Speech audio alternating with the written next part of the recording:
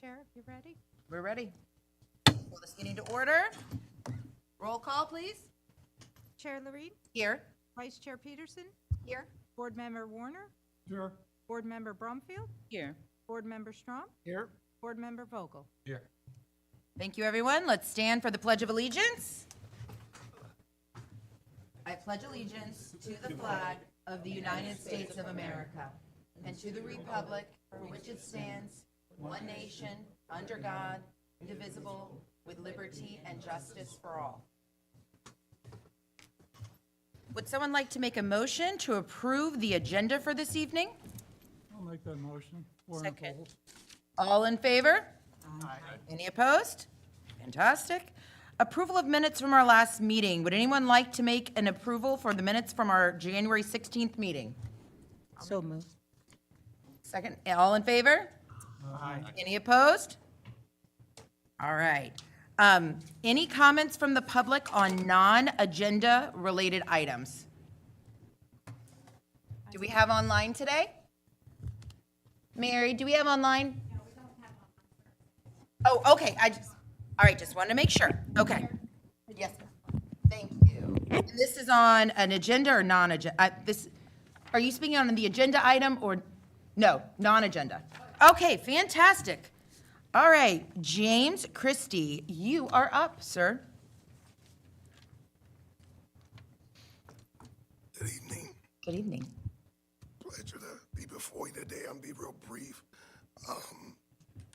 Myself and several residents in East Stewart, we have some concerns, and I think I've expressed some of it to you before.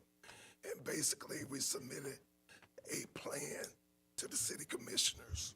Okay. That plan talks about protections for the community, for the residents, current residents of East Stewart. We sent the information in general, and then we actually sent the plan. That plan was just sent to you guys, the LPA board, and it was also sent to the CRP. Okay. And then we asked for it to go to the CRA, and we know that's a little redundant because the board members are the city commissioners. East Stewart feels it's on the precipice of being disenfranchised by decisions being made by the city, by outside investors, by everybody. And we feel we don't have the voice that we need to protect our community. We want to be there. We want to be in East Stewart, and we want to be in East Stewart, and want to be able to do that without the threat of everything always coming down and decisions being made. One decision that will take away the culture or make it hard for us to live there financially or whatever. So you guys got that plan. I asked you to look it over. We're trying to work with the city and with the planning boards to come up with some kind of resolution.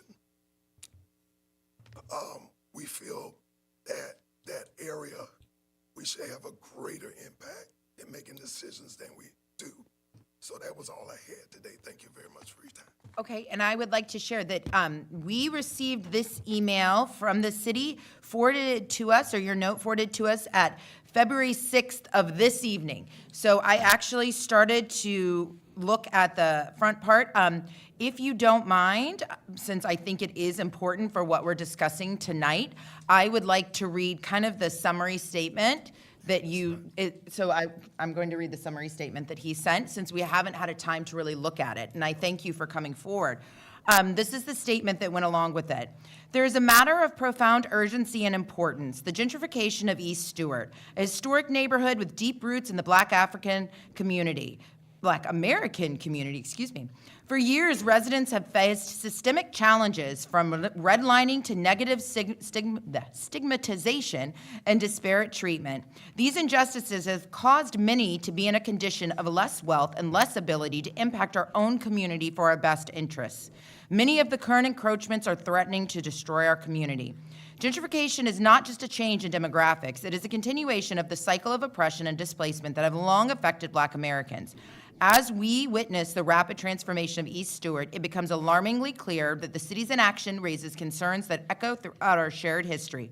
We are confronted with the reality that without intervention, we our beloved community may be irrevocably altered, pushed aside, and forgotten. It is imperative that this city takes a stand that safeguards the heritage, dignity, and future of East Stewart residents. I propose creating a proactive area in East Stewart mirroring the mechanisms established for indigenous reservations where the rights of the community are prioritized and the development and major projects should only proceed with the approval of a community-elected and community-directed group. The community should also be afforded certain protections based on the exclusive history of damage levied upon by the actions and actions of entities that were responsible to protect its residents. These protective measures would empower those who have long been marginalized and silenced. It acknowledges the historical and ongoing struggles of Black Americans advocating their right to protect their homes, their culture, and their way of life. Just as wildlife, vegetation, and other groups are afforded special protections, so too should the East Stewart community be shielded from external forces intent on disrupting their lives. We ask for your commitment, we ask for your understanding, we ask that you listen to the voices of the people who have endured too long without recognition and support. Let us unite to ensure that East Stewart remains a vibrant, resilient community where residents have a say in their future. Please indicate if the city would be interested in providing representation to discuss the above proposal. We have a preliminary plan in place for this urgent project, and together we can establish a blueprint for justice that honors the past while fostering a hopeful and inclusive future. And then you state the project, which I won't read that. But I did think it was important, since we just received this at 5:05, that we made sure that the voice of what was sent was heard as part of our meeting this evening. So thank you for joining us. Thank you very much. All righty. Do we have any comments by the board member on non-agenda related items? I have a comment. Yes, ma'am. These are my thoughts, my feelings. We are right now living in unprecedented times, as we all can see. And I just want to say that as we sit here representing the community and representing voters, we should never let our theology, our ideologies, our philosophies outweigh our humanity. And it starts with each and every one of us. And we really have to take responsibility right now to do the right thing, each and every one of us, for our neighbors, for those who serve us. We just have to really endeavor to, every day that we get up, put our humanity first above everything else that we may be experiencing in society right now. Thank you. Thank you very much. I would like to also make a comment. It's somewhat on the action items, but before we start on the action items, because this is such a large piece of information, and honestly, after having cancer, I can't stay up till hours on end because I get too tired. So what I would like to recommend is that we have a presentation in full, so we understand this. Then we will deliver our comments, get our question, have any public comments. We will then deliver our board comments, and I would like those to be taken and noted for the city commission so that they can see the representation of what we feel is important as we go throughout this process. Is everyone okay with doing this instead of going through line item after line item as a large presentation, and we provide the comment once the full thing has been presented? Thank you for organizing that. Yeah, I like that. And I think that Exhibit A is a good template. They're probably going to use that to do it. Okay. All right. Now, for the fun, the action items. Zoning in progress, land development code, text amendments, implementation, but this is not quasi-judicial, correct? Correct. All right. Ordinance number 2539-2025, an ordinance of the City Commission of the City of Stuart, Florida, amending and restating the city's land development code, Chapter 2, zoning district uses allowed. Density, intensity, Chapter 3, special zoning codes, Chapter 5, resource protection, related development standards, and Chapter 6, on-site and off-site development standards, which were determined during the zoning in progress under Section 1.04.04, City of Stuart's Land Development Code, providing for conflict, providing for codification, providing for an effective date, and for other purposes. Before we get started, I do want to make sure that I reveal that Ms. Marcella Kembler, who is here, did present a presentation to me about her concerns with the issue. I also would like to understand, do we have, are your presentation going to include all documents and concerns that people have sent in regarding this? Because I did not see that in our presentation that was delivered earlier. So from my understanding, you have received letters from lawyers and different people concerning this item. And so I want to make sure that we have visibility into everything before we provide our comments. Do we have everything today? No. Then we need to see it. We need to move to table. Move to table? What are we missing? Well, I haven't done a search for every single email on Zip. I have no idea what's missing, but I know that we've received multiple emails over the last 3 months. I know that Ms. Kembler's attorney sent letters this week objecting to a couple of things that were sent after the agenda item went out, so it couldn't possibly be the agenda. But if the board is requiring it before it moves forward, we have to table it so that we can request it and pull all the stuff and get it. Well, my concern for this is the understanding that this ZIP did not follow traditional process when being developed. That traditionally, this would have gone out for public comment. It would have hired an expert to review, provide comment. Is that correct? Did this not follow the normal process? Mike Mortel, city manager. Well, so the procedures for adopting code historically have been, if the community identifies a problem, like for example in the 1980s, the problem was that there was no businesses downtown, and so it was vacant. So they say, oh my gosh, we have a problem. They get together and hold a charrette, or they get together and have workshops, and then from the workshops they hire a consultant that would come in and make recommendations as it relates to what needs to be done to change that problem, and then that would be presented to the city commission or the boards as a proposal moving forward.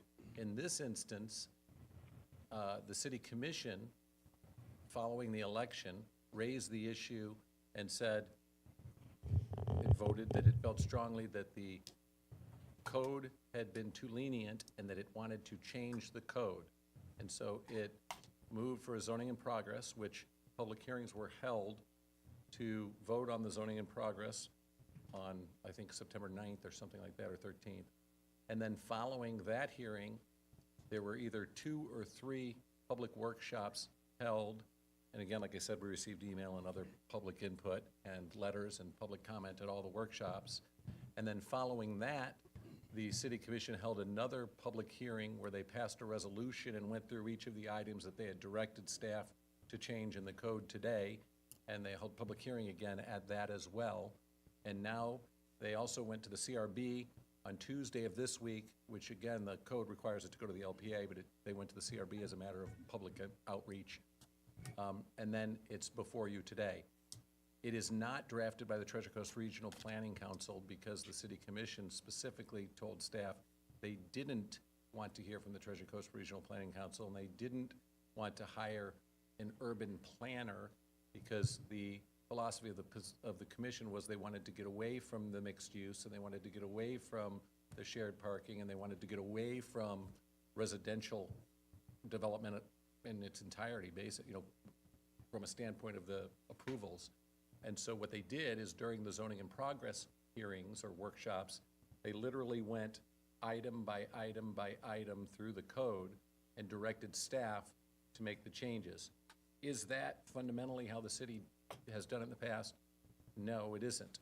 In the past, whether it was the 1980s, the 1990s, or even in 2003, the city held a charrette, had all the people give their public input, and then from the public input, the Treasure Coast Regional Planning Council took that information and did it.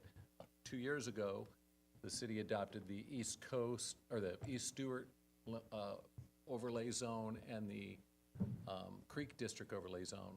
Hired Jessica from the Treasure Coast Planning Council through the CRA, had multiple public hearings, multiple public input, and then drafted a fairly extensive document and had the public hearings during which the public was allowed to comment on, and it went forward and was adopted. In this case, the commission was saying, we've already heard from planners, we've already heard from proposals to increase density. We want to do something to decrease the density or decrease the activity and development or decrease the mixing of uses or sharing of parking.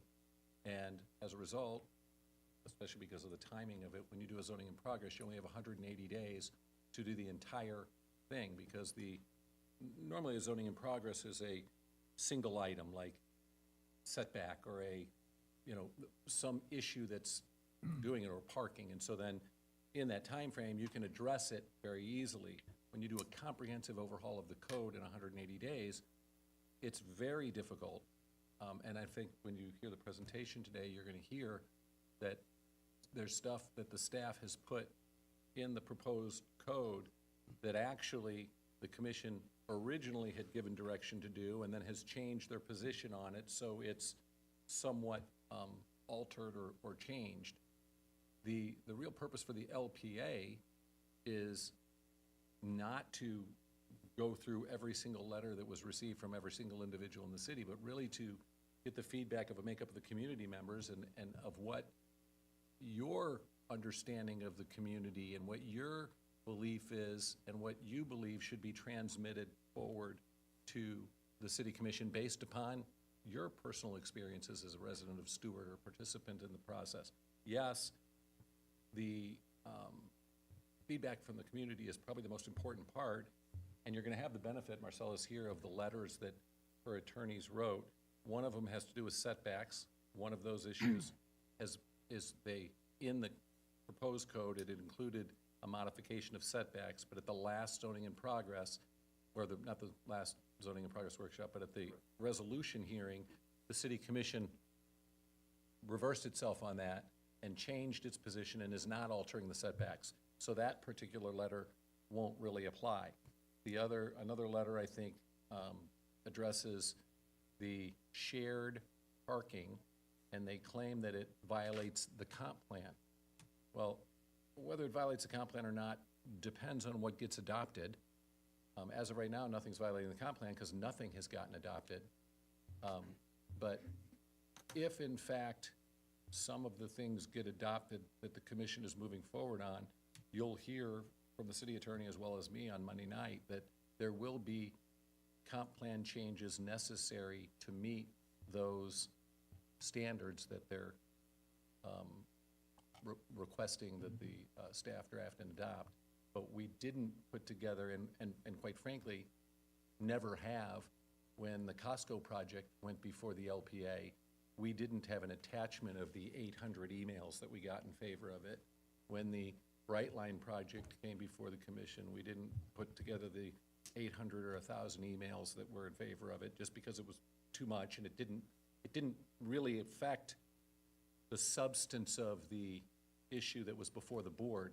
What's really before you guys is, number one, you're from the community, you know how the community feels, you know what you want to see, you know what you're looking for, and it's really to give staff some feedback on what the LPA feels, and individually as well, because during the hearing, you'll be commenting yourselves to us, and as staff will hear that. But at the end, the board's gonna vote to transmit something back to the city commission. And what that is yet to be seen, because it'll be based upon the comments and the consensus of the LPA board. But we're happy to share whatever letters we have with you as it goes forward. I think probably you'd be better off just hearing the presentation from the development department, and then public comment or whatever other comments you want, and I'm sure the city attorney can chime in on some of the correspondence, because I know he's been speaking to the attorney regarding the issue. And one of the issues has to do with minimum lot size, but what the commission had directed staff to do is said that every single lot in Stewart as it existed on September 4th should be deemed to be a legal lot as it was on September 4th, but that moving forward, they want a minimum lot size of 6,000 square feet, meaning that if I own a 10,000 square foot lot, I couldn't divide it into two lots because that would equal two 5,000 square foot lots. So moving forward, I wouldn't be able to do that lot split and do it. If I own a 12,000 square foot lot, in theory, if I could meet the other setbacks and the street frontage or whatever it is, it would still be legal for me to do it. Right now, the comp plan says the minimum lot size is 4,365 feet. And so, and that's based upon R3 zoning. The commission is saying they want to revert back to the 6,000 that it was in 2003. And essentially, whether that violates the comp plan or not, yes, it would violate the comp plan to the extent that the comp plan says you can have a minimum lot size of 4,300. But it doesn't violate the comp plan because in the zoning, they're saying you can't make zoning any smaller than 6,000 square feet.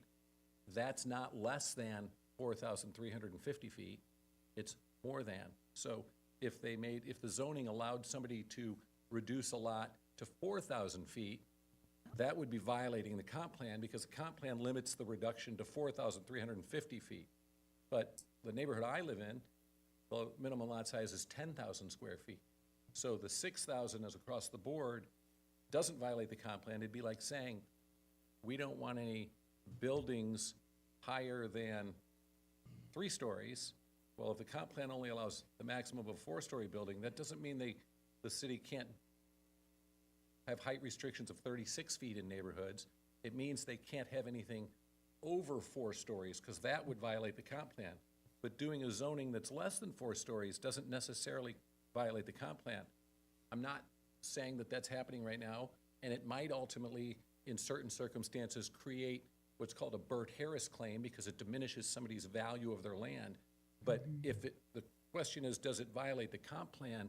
I think on a technical basis, the answer is really no, because the comp plan is showing the bottom threshold, and if you're not violating that, you're not going to 3,000 feet, then you're not violating the comp plan. So it's, there's a lot of opinions, and mine's probably wrong, but that's what mine is. So I just want to make sure that one other point, so when they had, like you said in the past, it's been the Treasure Coast Regional Planning Council. From my understanding, you're supposed to release an RFP for the planner, so to speak, to be able, because the part of the planner, from my understanding, is to do the sanity check on the document, to say, are we following Florida statutes? Are we doing what is standard? In order to hire a consultant to do whatever it is you're gonna do, you normally identify that vision up front. So in this instance, there wasn't a vision that the board adopted and said to staff, bring us back a code that meets this vision. Instead, what the board said is, we want to just go through the code item by item and pull it back. And so that's the way this process went. It didn't have we'd like to see a community that was made up of 21-foot tall buildings or whatever, and therefore we want to draw a code that says that. It was more of, we want to look at everything and pull it back. And so, yes, we did not hire a consultant because we couldn't give them a charge. We couldn't say to them, this is what they want. Because the consultant would have just been paid to then sit through the zip and said, oh, what do you want to change on this page or on this page? But so the consultant couldn't have given a sanity check to say, that isn't what normal planning or good planning is. Well, so it's interesting because if you hire an urban planner and tell them to create a high-density urban environment, they can create a high-density urban environment that's really good planning that might be contrary to what the residents want. Or if you hire a planner and say, create a very rural, low-density environment, they could do that too, but that too might be contrary to what the community wants. And as a result, what we didn't get up front from the commission was what they wanted the outcome to be, other than they wanted the outcome to be that we want to go through the code and rein everything back. I should mention, another really significant portion of this puzzle is that the city of Stewart has less than 200 vacant acres. It has 0 acres of multifamily. It has 0 acres of neighborhood special district. It has about 20 acres of single-family residential. It has about 20 acres of downtown, which is essentially mixed use. And it has about 120 acres of commercial, and then some, I think, 2 acres of industrial, and less than 10 acres of institutional. So if every single parcel in the city of Stewart was built at the maximum density that it is right now, you'd be talking about 2,000 people, maybe, probably less than that. All right. Thank you for providing the clarification. That's what I One wanted to know. question for Mike. Go ahead. Why would a zip be necessary when the commissioners could just not approve a project they don't like? And do the workshops in the meantime? What was, was it a That would be political something you reason? have to ask them, because, Okay. I mean, obviously, the point of a zoning in progress is to prohibit applications from coming in that continue to do whatever it is that being prohibited. Our code already had a fairly restrictive parking and it was designed by its very nature that most projects could not get approved without having some deviation, so that they would have to get board approval. What happened, though, is that the public perception became that the board kept approving everything. But by its nature, the code was designed for the board to approve everything, rather than it being straight zoning. It was just so that they could tweak it and make it more like Stewart, if you want to say what that is. Whereas in the county and in other communities, they have straight zoning, where it doesn't go in front of the boards, and it just gets a permit issued and gets built. And as a result, the public doesn't see the board approving everything. So the perception on social media was, well, look at the board keeps approving everything. But when the code was written, and those that were there when it was presented, it was intended for everything to get approved, just for there to be a negotiation and to get some public benefit. And you know, use an example of, let's say somebody wanted to come in with a 4-story hotel with 100 rooms in it.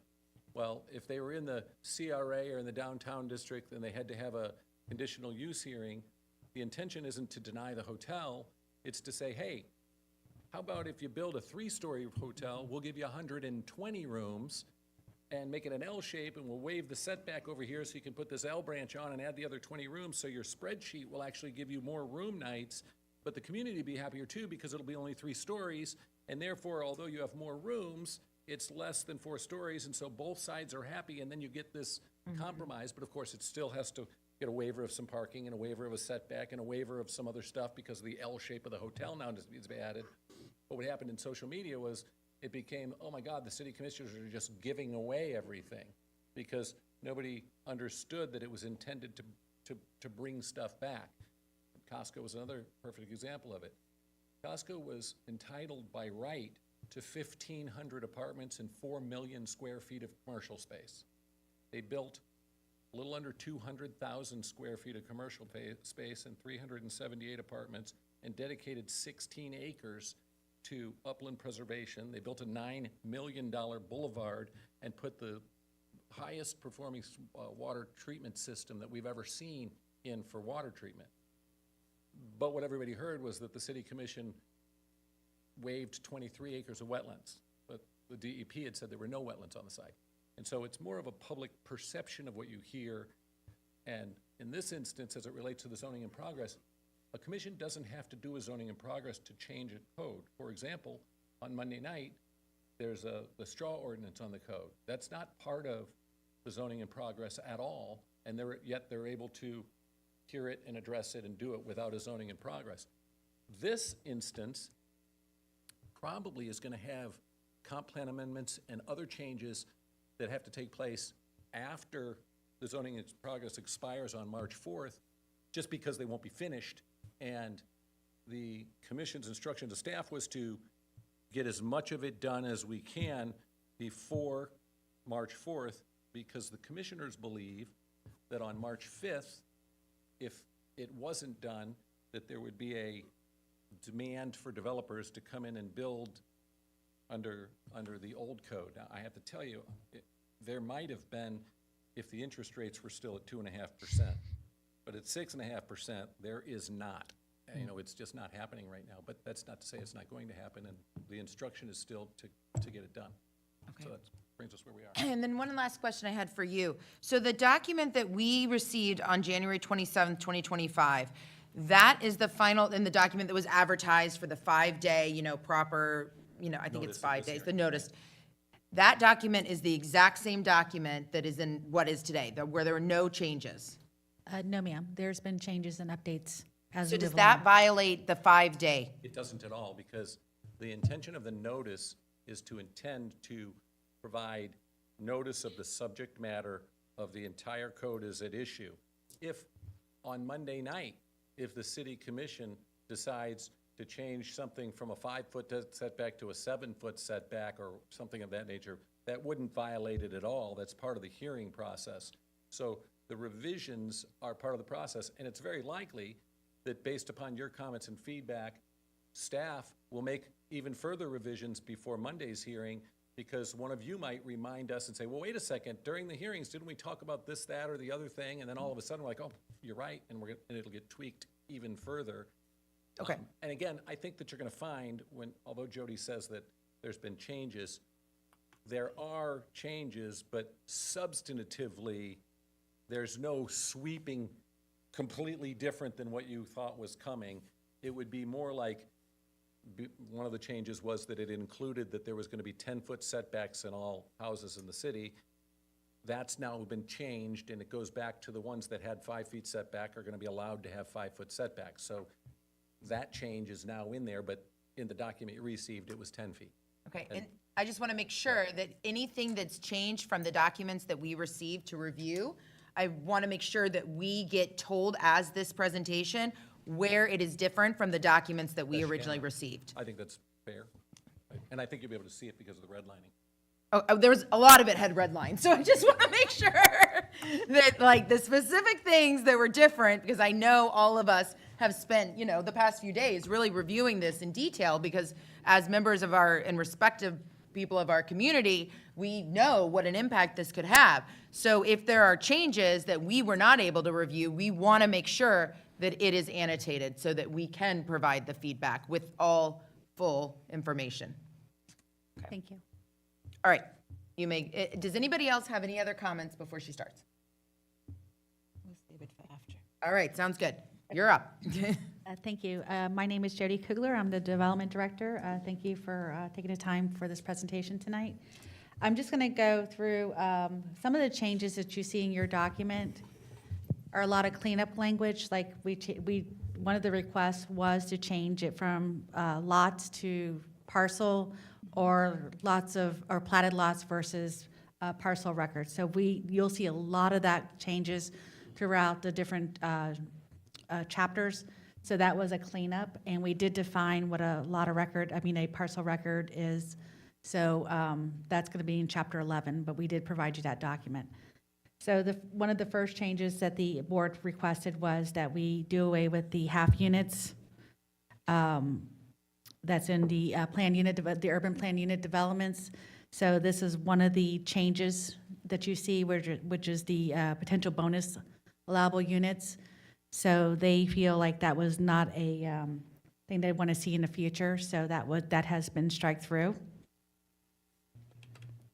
And I apologize if I go too fast or make you dizzy. I do apologize. And some of this is just some cleanup language, like this right here.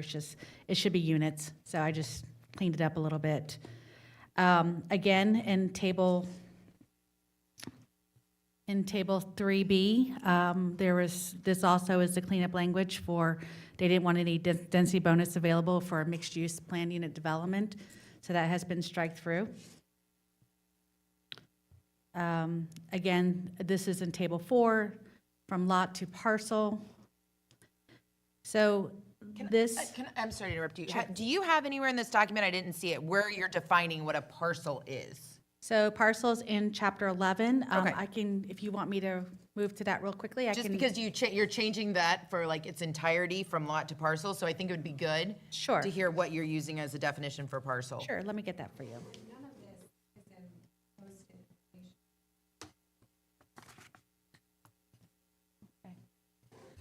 I apologize.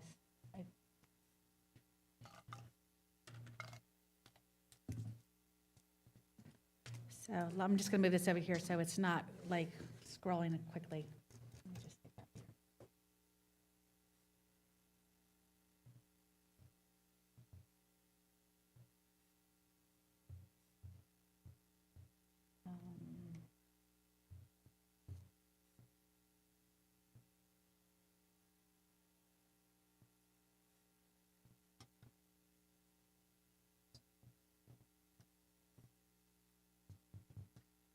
Okay. So this is in your definitions, which is Chapter 11. Prior to doing a strike-through, it used to say C lot, but we actually added what a parcel record. A parcel record is a piece of land that has been recorded in public records and is defined by its boundaries and locations. Parcel of record is also known as lots of records or tracts. Okay. And I actually stole this definition from Martin County and from the property appraiser. This is how they identify it as well. Okay, all right. I just want to make sure, since we're changing everything from lot to parcel, that we understand what that definition is. So you'll see a lot of that cleanup language. One of the larger changes that we did make, or the board requested us to do, was to reduce some of the density that's allowed in a mixed-use or multifamily type development. So, for example, Costco, if you had to do a floor area ratio, whatever floor area ratio, say, if you had a 1 acre lot and you had 5,000 square foot building, you would divide that by 800, and it would come up to 6 units that you would have to deduct from the 1 acre parcel that you would be allowed to have 15 units. So you wouldn't be able to count the density in commercial the same amount. They're trying to break it up, so you have to break up some of that density. They're not changing the floor area ratio, but they are changing if you already allocated space over to the commercial side, then you have to take away the number of units by 800 square feet. Equates to 1 unit to be removed. Jody, where did they come up with that number, 800 square feet? That is something the board, It started out at 1,000 and the board voted to make it 800. Just kind of, hey, let's, There's no data that supports why? it- The reason why, again, was because if we looked at the half unit information too, there was no data as to why 900 square feet was entitled to credit for a half unit either. But what they did is that was part of the subject matter, and it was, that had gone from 900 to 600 feet, and they were trying to come up with what a fair unit is. And so if you went to an apartment complex right now and said, what's the median unit size? Most new apartment complexes, a 2-bedroom, 2-bath comes in at between 900 and 1,000, and a 1-bedroom comes in between 500 and 700. So if you took the average of that, I think it probably would come up with about 800. In reality, if you start applying it, it doesn't make as significant of a difference as you think. Like, for example, in the Costco case, where they had a 50-acre parcel and a floor area ratio of 3, they're entitled to 4,300,000 square feet of commercial space. They built a 166,000 square foot store and a 30,000 square foot retail for a total of 200,000 square feet. You divided that by 80, you would say 8 goes to 200, and fast, it's the 200,000 square feet divided by 800 equals, that would be 250 units that were reduced from the maximum units that Costco could have built. The Costco could have built 1,500 units, so that would have reduced under this new code, the Costco and its commercial activity would reduce the density of Costco from 1,500, it would reduce 250 units off space down to 1,250. Now, an enormous property size like that, it's hard to imagine. But if you put it in like a 5-acre parcel, and you have a 4 area ratio of 2, and you build a 100,000 square foot building, and that takes 10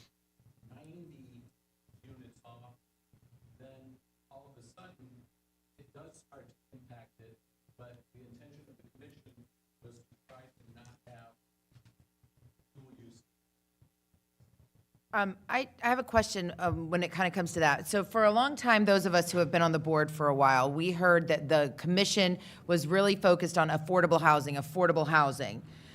Doing these changes might change that kind of idea. Is this commission, because it is a very different makeup of commission, is that no longer the priority that it once was? Because for a long time, that's what we heard. Well, I can tell you right now, these changes will make housing possible. And that's why I'm asking the question, because I know that it was like of utmost importance for probably the first 2 years that I served on this board. So I didn't know if the overall mindset of the commission, which I think is important for us to understand as we go through this, has changed from that mindset that it was in the past. Can I ask, so Yes, are we ma'am. going to go through each of these items and discuss them as we go? Or are you going to do your presentation and then we're going to have a say on each one and have public comment as well? Like, how are we voting on this? What is the protocol here? Because, I don't know, I mean, there's a lot going on. And, Chair. Okay, right, so, that's That's kind of the, what I'm wondering board as well. member, I can explain, so I can Real just. quick, though, City Attorney Lee Baggett, for the record, Chair Loreen, you got a consensus from everybody that you wanted her to go through the presentation and then have comments after that. That's fine. It's, But we're not, yeah, Ask that that's question, fine. and I thought you guys had already had a consensus on that. That's what I thought too. Okay, all right, fine. Go ahead. Okay. So the next change was, and the manager did touch a little bit on this, was in talking about the parcel sizes. And the only change that was made, the board did recommend that they go back up to 6,000 square feet. As you can see, R2 and R3 would no longer be 5,000 square feet. It would be up to 6,000 square feet for a minimum lot size. And there is some language that we did add to talk about that these changes for existing parcels with assigned parcel ID numbers at the effective date of this code on or before September 5th, 2024 is deemed legal parcels of record. Any newly created parcel records after September 5th, 2024 shall have a minimum parcel size of 6,000 square feet. This is a change from your information that was provided. When speaking with the city attorney, he recommended that we added a little bit more. Some of the sentences were not making sense, so we went back and tried to make it look a little bit more. So essentially, in R3, we do have a project that has 4,356 home lots. There's 10 lots. I think one of the concerns that they did have was once these are built and they're being added on or anything like that in the future, how would someone know that this was a essentially deemed legal lot of record or legal parcel record? So that is one of the concerns and one of the things that we did receive from Mrs. Marcella in the audience.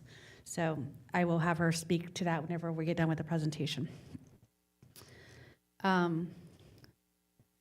So one of the changes, and we went back and listened to the December 9th, the 50% is not going to be one of the changes. It's going to stay at 65%. So this will be changed, where your maximum pervious for commercial areas will be revert back to your 65%. So that will be a change that will be updated. Again, a lot of them is same thing here.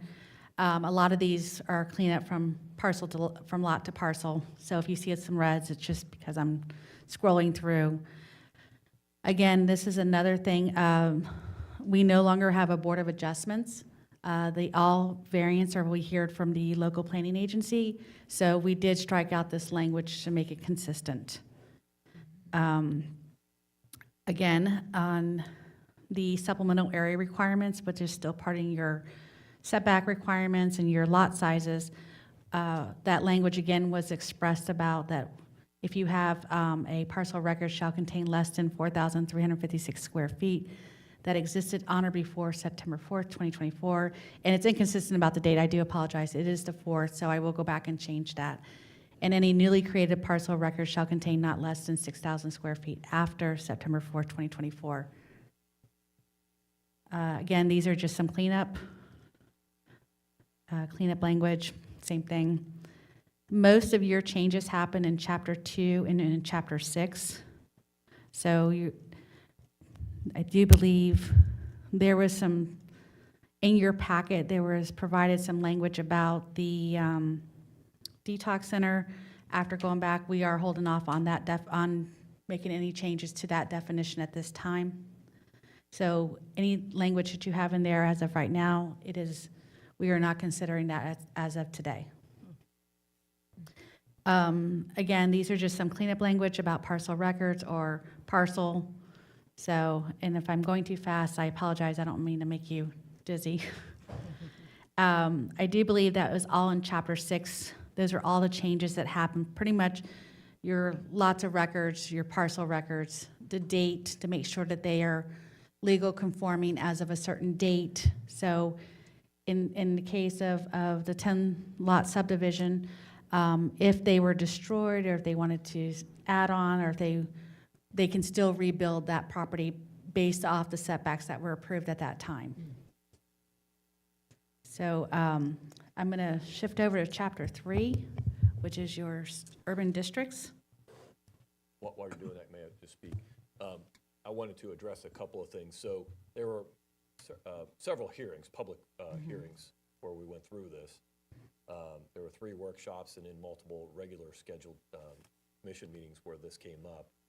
There were some instances where the board voted and wanted us to do a particular change, and then when we went back through numerous hours of the videos, we found that then they retracted on some of them. So she's mentioned that a couple of times, and I don't know if it was caught, like it went from the 65% back to 50%.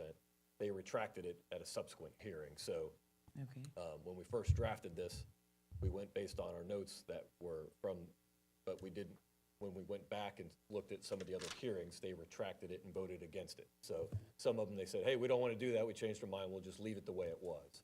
When she said 50% and 65% under the commercial, that was an example, and the setbacks will come up here in the near future, and that was another one that they retracted and went back on. So Okay. wanted to point that out.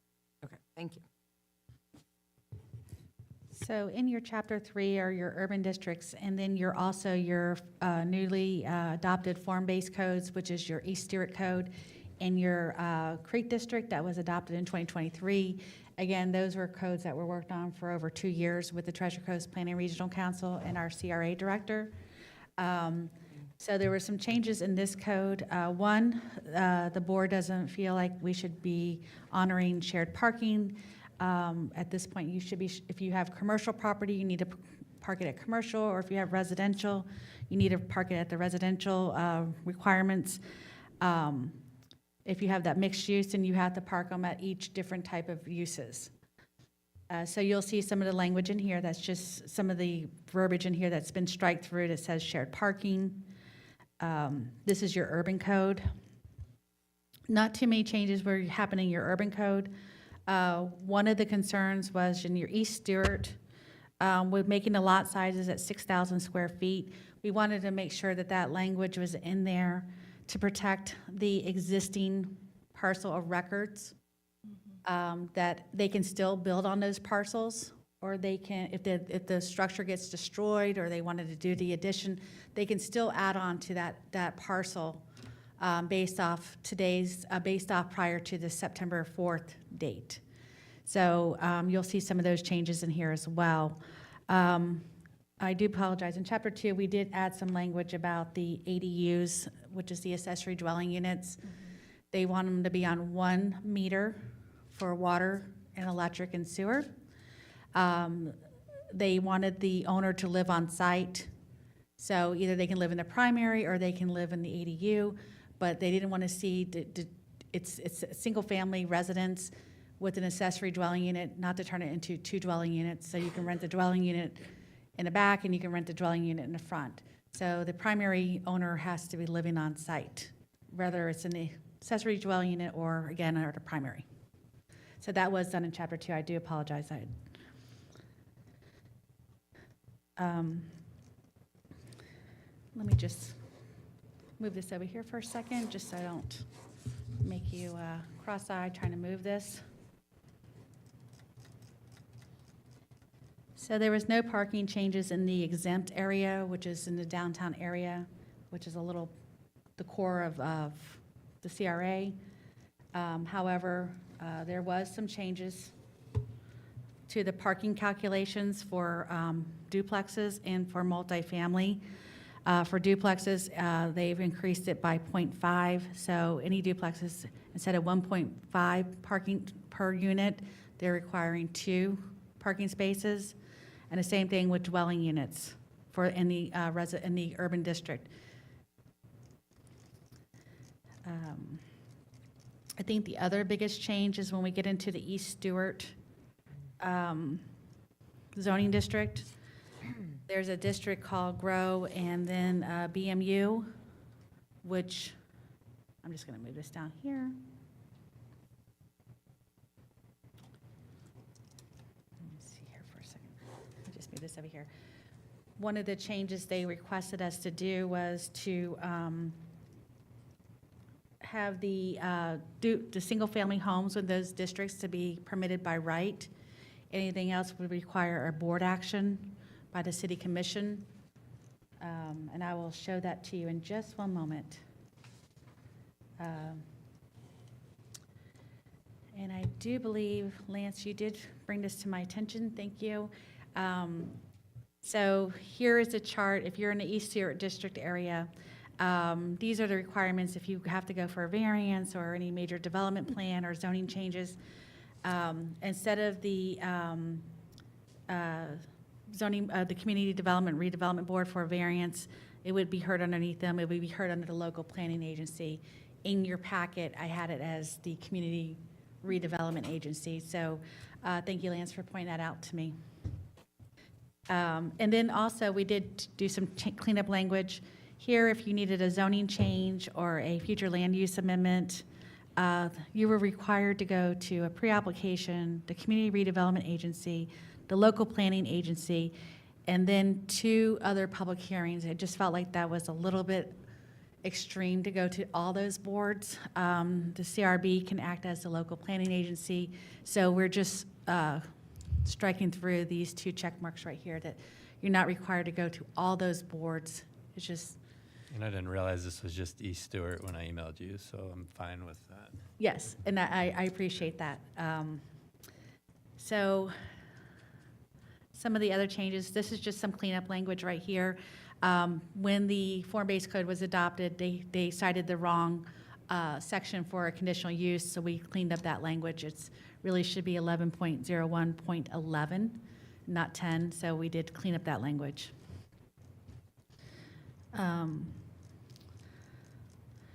So this is where a lot of the changes happened.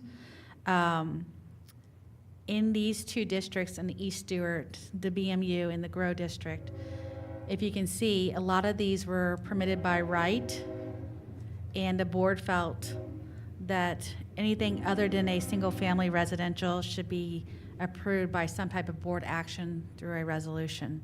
So it shows the check mark crossed out, and then A, which represents on number 4, allowed through a city commission public hearing process as marked with A by resolution. So if you wanted to build any type of multifamily, or if you wanted to do a daycare facility or an accessory dwelling, all those would have to be approved through the city commission.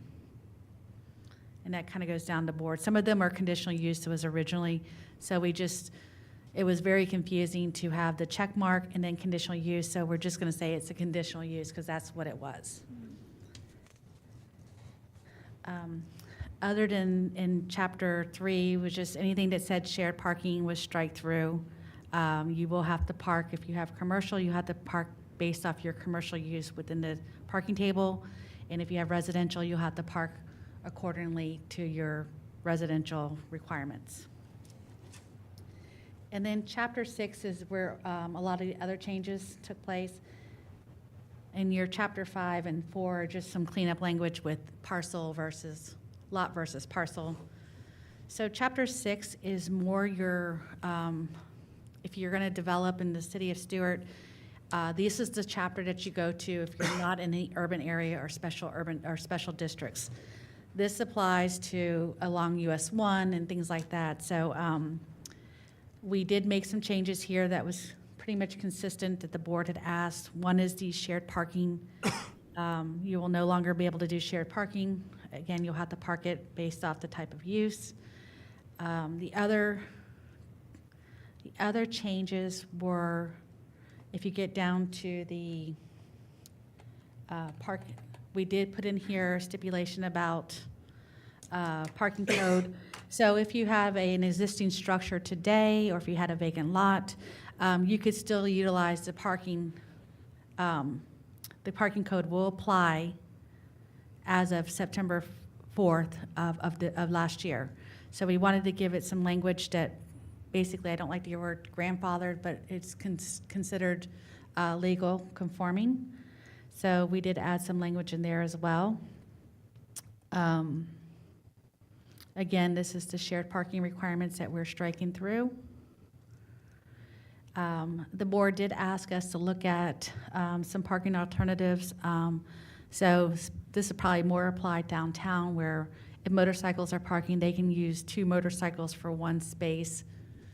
The golf carts, you can put 2 golf carts in 1 space, so you wouldn't have to keep building all those parking spaces for those type of uses. Also, if you wanted to do a transit pull-off stop, it would be just considered for 4 spaces.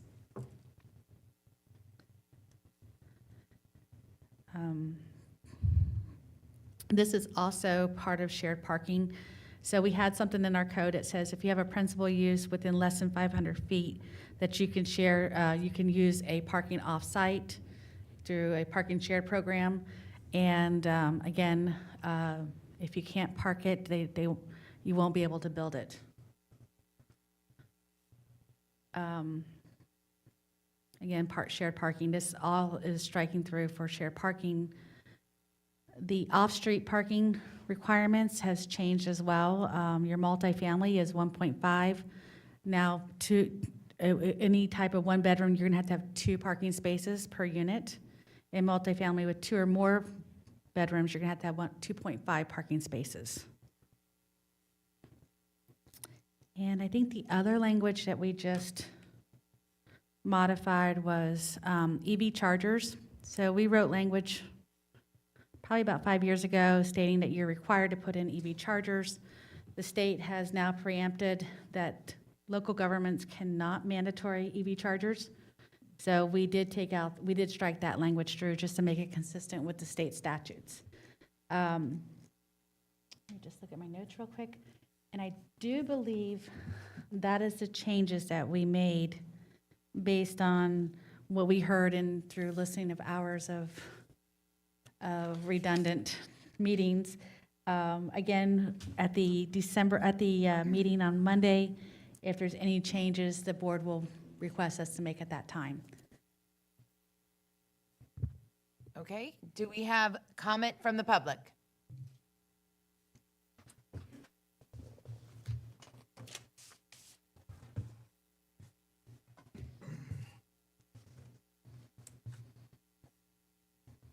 Good evening, Madam Chair, members of the LPA.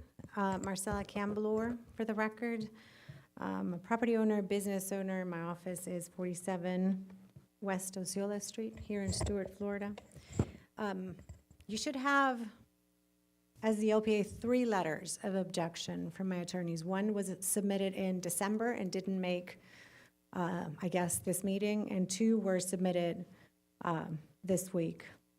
But just in case, I will present another copy for the record. And the problem is that these amendments are threatening my investments and threatening my reasonable development-backed expectation.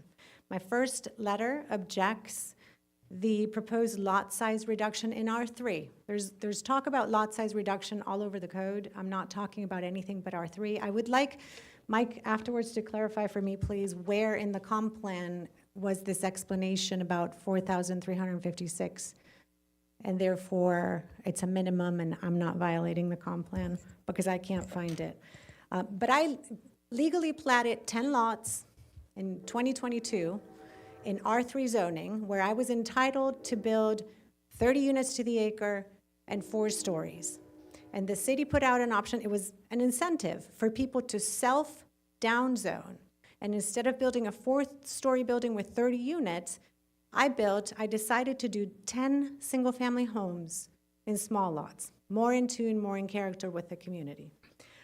This proposal, which has been changing thanks to all the letters I have been submitting and the little few minutes I get to talk in front of the commission, is changing the lots to now a larger size. Not only am I the only person in all of R3 who has done this, but this is doing away with the only opportunity and the only program that the city ever put out to allow people to self-downzone, to self-reduce their density. I thought we wanted less density, not more. So we're taking this away. Apparently, my only project is a very big problem.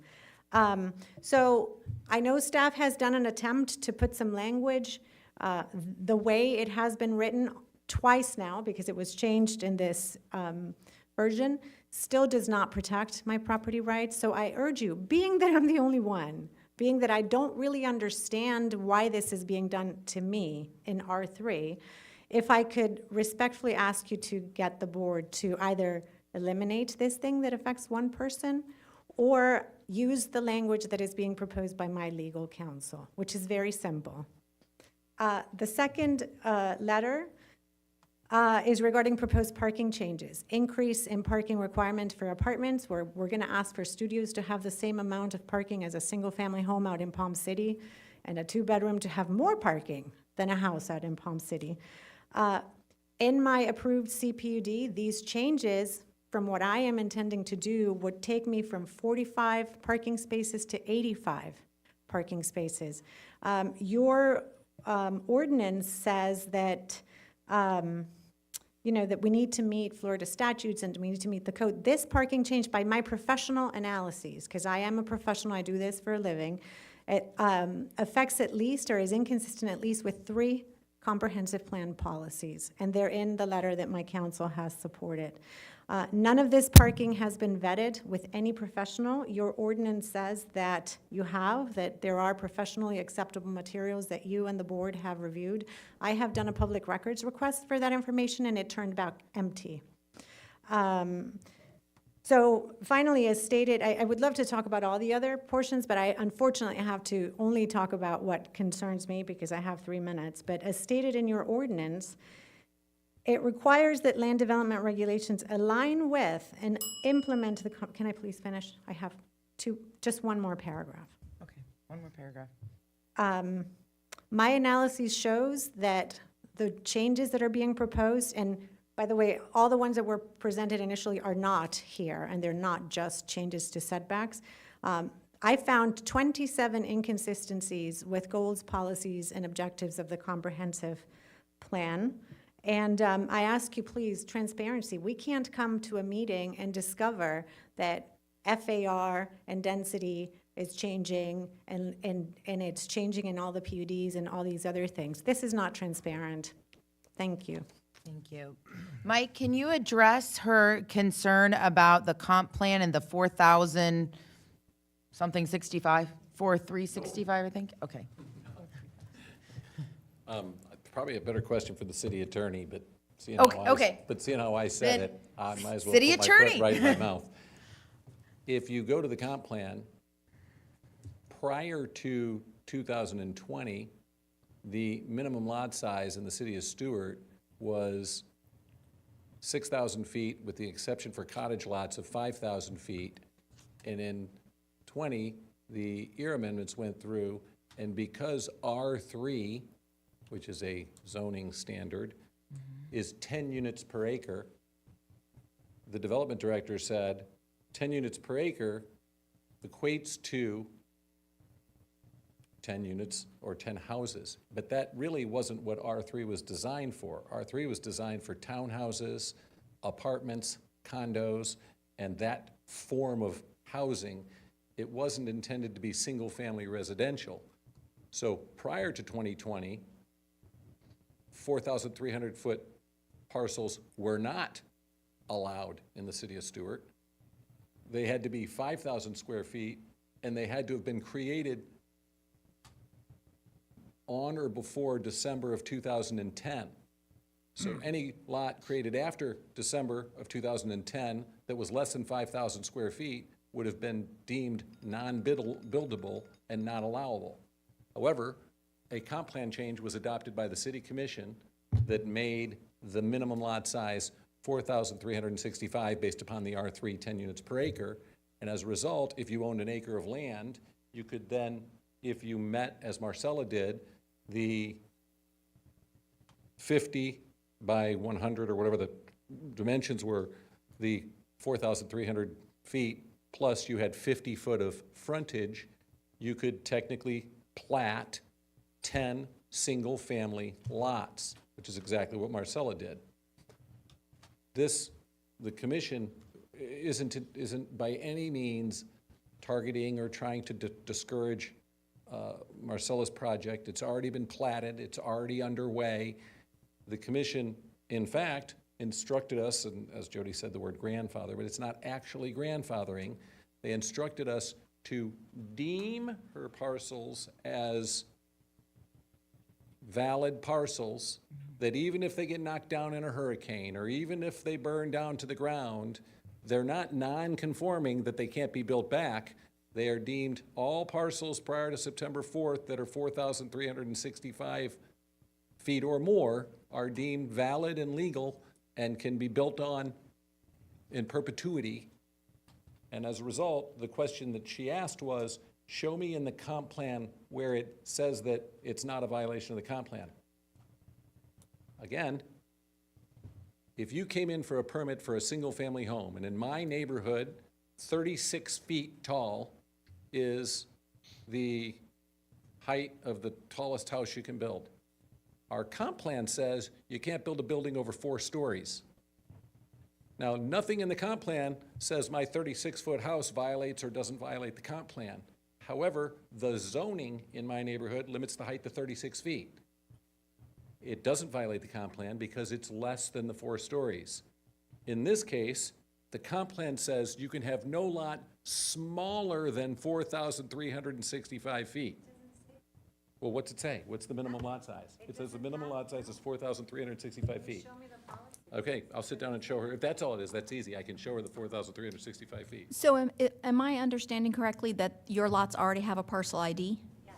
So if they already have a parcel ID, then this doesn't apply to them, correct? Well, the version that is printed that I got to read. But the version we're talking No, about hold tonight. on, I'm sorry. The version that the public received, which is posted, which is also the same one that is posted for commission, essentially reads like every lot that was platted prior to 2024 is essentially non-conforming.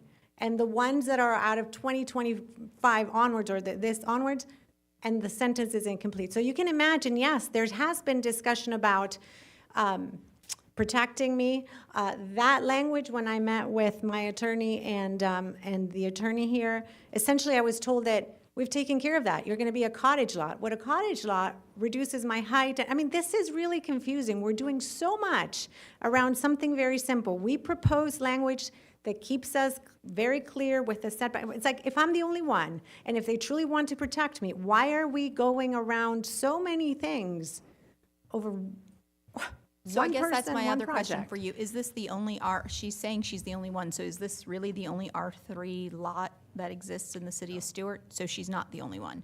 She's And, the only one with platted 4,365-foot lot. but she will be, I know we are saying we don't like the term, but she's going to be grandfathered in, and so she's okay. Correct? That's the intention. Okay. Grandfathered in is not a good term. I understand. And she pointed out that it's To not make it easy. grandfathered.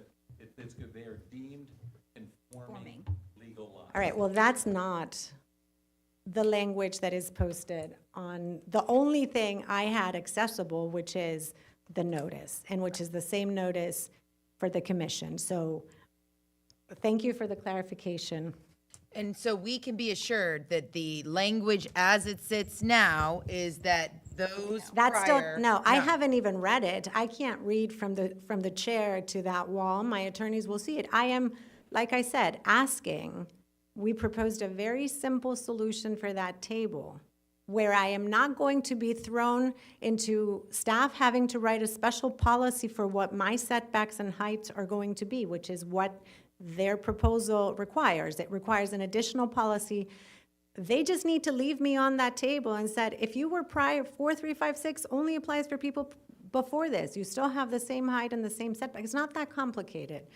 So I would ask if we can please just leave it or create a section that clearly states what my setbacks are and not, as I was told yesterday, I become a cottage lot, but maybe not, and we don't know what your setbacks or height are gonna be.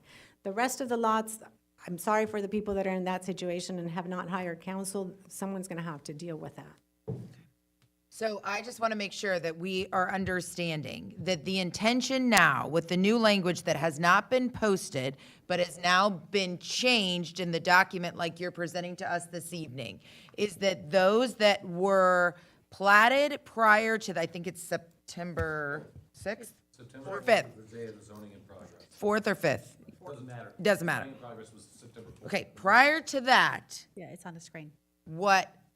they are now going to be deemed okay, basically. Yes. Okay, That is correct. all right. And I need my, but they've removed me from the table. So now I'm a conforming lot without any setbacks or height or any, I don't belong anywhere. So we proposed a very simple solution and I'm asking, unfortunately, you don't have it. I have it here. I've shared it with staff. You know, thank Is there a you. reason why they got removed from the table? I don't know that there was a reason that she would have her own designation. Okay, That's what I'm wondering too, because if she's Okay. R3 and she's not the only R3, then anywhere that it says R3, that would be her, correct? I That's- don't know what, the issue that she's talking about is that table right there, that changed from 4356 to 6,000. That's what she's saying, removed her from the table. But she goes to the table that was in place September 4th, which had the 4,356. I just want to make a point. We changed it to help her. Our attorneys called, wrote letters, emails, so we changed the letter. She's complaining that we changed it from the original, but we changed it for her benefit. Right. So, No. you see, I'm well, I'm not sorry. going to argue with you. No, well, I have to because it's my livelihood. And so the problem with removing the reference to 4,365 tied to my setbacks are 5 and 20 and 10, and then leaving me as a parcel smaller than the norm, the code, and as you interpreted in my meeting with our attorney, the code then naturally takes you into what is called a substandard cottage lot, which has larger setbacks than what I have. It's also R3, and it has 1 story less. All I'm saying is, figure out a way, whichever one you prefer, that makes it very clear that my setbacks remain what they are and my height remains 3 stories. And if you want to write a new paragraph for it, clarity. And Yeah, we just proposed a Like simple manner. footnote below the Yeah. table on lots that size prior to September 4th. By the way, so it's not designed to be the Marcella Cambler code. Right, yes. There is Marcella's concern. sure. That applies, but in a more generic basis. It's not just R3, it's not just R1, it's not just downtown. East Stewart has lots that had no minimum lot size because East Stewart has its own overlay zone. Yeah. It's meeting the minimum lot width, minimum setbacks of whatever zoning you had. And her zoning in the R3 was 5 feet. But her Perhaps, zoning in R1 is 10 feet. So if we put a little asterisk that said Marcella gets 5-foot zoning, I need a little asterisk that says Mike Mortel gets 10-foot zoning. And then we go to Ryan Strawn after. so could we, to address this, can we request that you have a meeting Yes. with Marcella and her attorneys? By the way, what we know for sure. Okay. is that we have already met with her. Okay. We have told her it is our intention to correct it and make sure that it says what she wants to say and protects her. However, it's fluid. We had a CRB meeting on Tuesday night. We have this meeting tonight. We have a meeting on Monday night with the city commission. The ordinance is not gonna be adopted until the second reading of the ordinance on February 24th. I'm hopeful that between now and then, we can get everybody's comment and that we're all saying we're agreeing, we're just fighting over agreeing with each other. Well, that's So silly. let's try and move forward and agree. Yes. And at the end, give us a chance to actually do it. We're saying we're gonna do it. I'm not gonna do it before the end of this meeting, but Okay. we're gonna do it. Okay, as long as we just want to make sure we have the assurance that you will work to help resolve this issue. And the commission said Yes. that in the meeting when they adopted the. Okay, okay. I Thank think- you. Sounds good. All right. Do we have any other public comment at this time?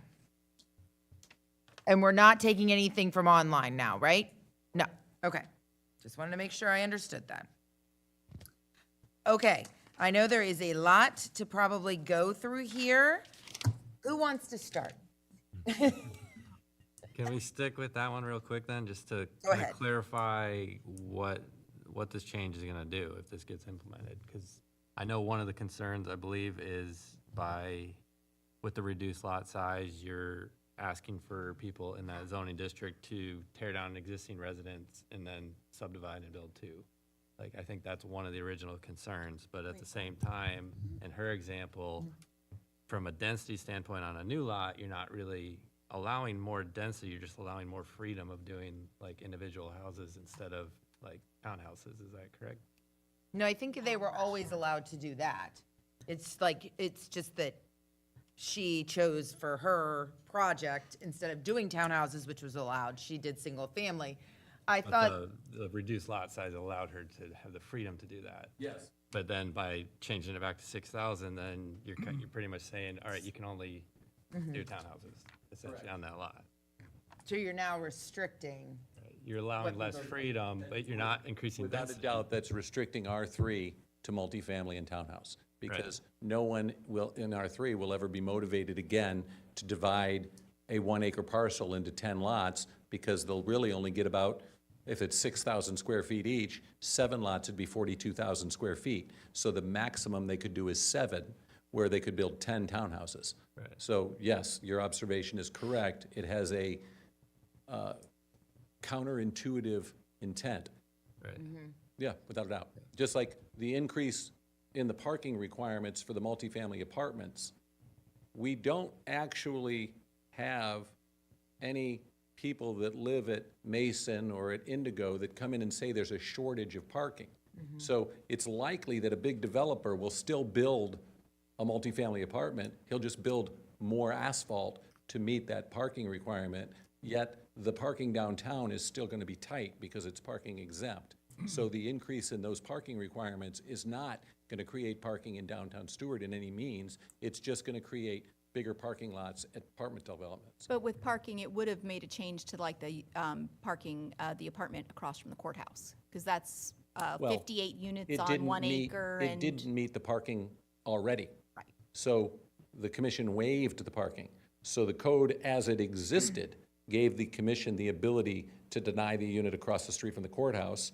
In theory, if that same commission were sitting here under the new code, they would just waive 5 more parking spaces. And it would then still be the same project with the same waiver, it just would be a higher number of spaces waived. Because it's not in the comp plan, it's in the code, which is waivable by the 3 members of the board, as long as it doesn't violate the comp plan. But in response to Lance's comment on the issue specifically as it relates to the intention or the freedom of what to use, yes, you're right. The intention, though, of the commission was that what they were seeing, and a perfect example of it was there's a big lot that had a big historic home on it over off of Palm City Road, and a guy bought that big house, and it was a 100-year-old house, and tore it down, split it into 2, and sold the 2 lots off. Now, the truth of it is, in that case, the lot was 25,000 square feet, so the 2 lots that he sold off were 12,000 square feet each, so it wouldn't have applied there. But as you go through East Stewart and you go through the Riverside Drive area and things like that, there's lots of lots that are 12, or 10,000 feet, that if you had a 5,000-foot minimum, could be split in half. But those are R1 and R1A, so their minimum lot size was 7,500 square feet already anyway. what happened in the commission in the workshops, one of the commissioners, the first workshop said he thought it should be 6,500 square feet. Then at the last workshop, they came back and said it should be 6,000 square feet.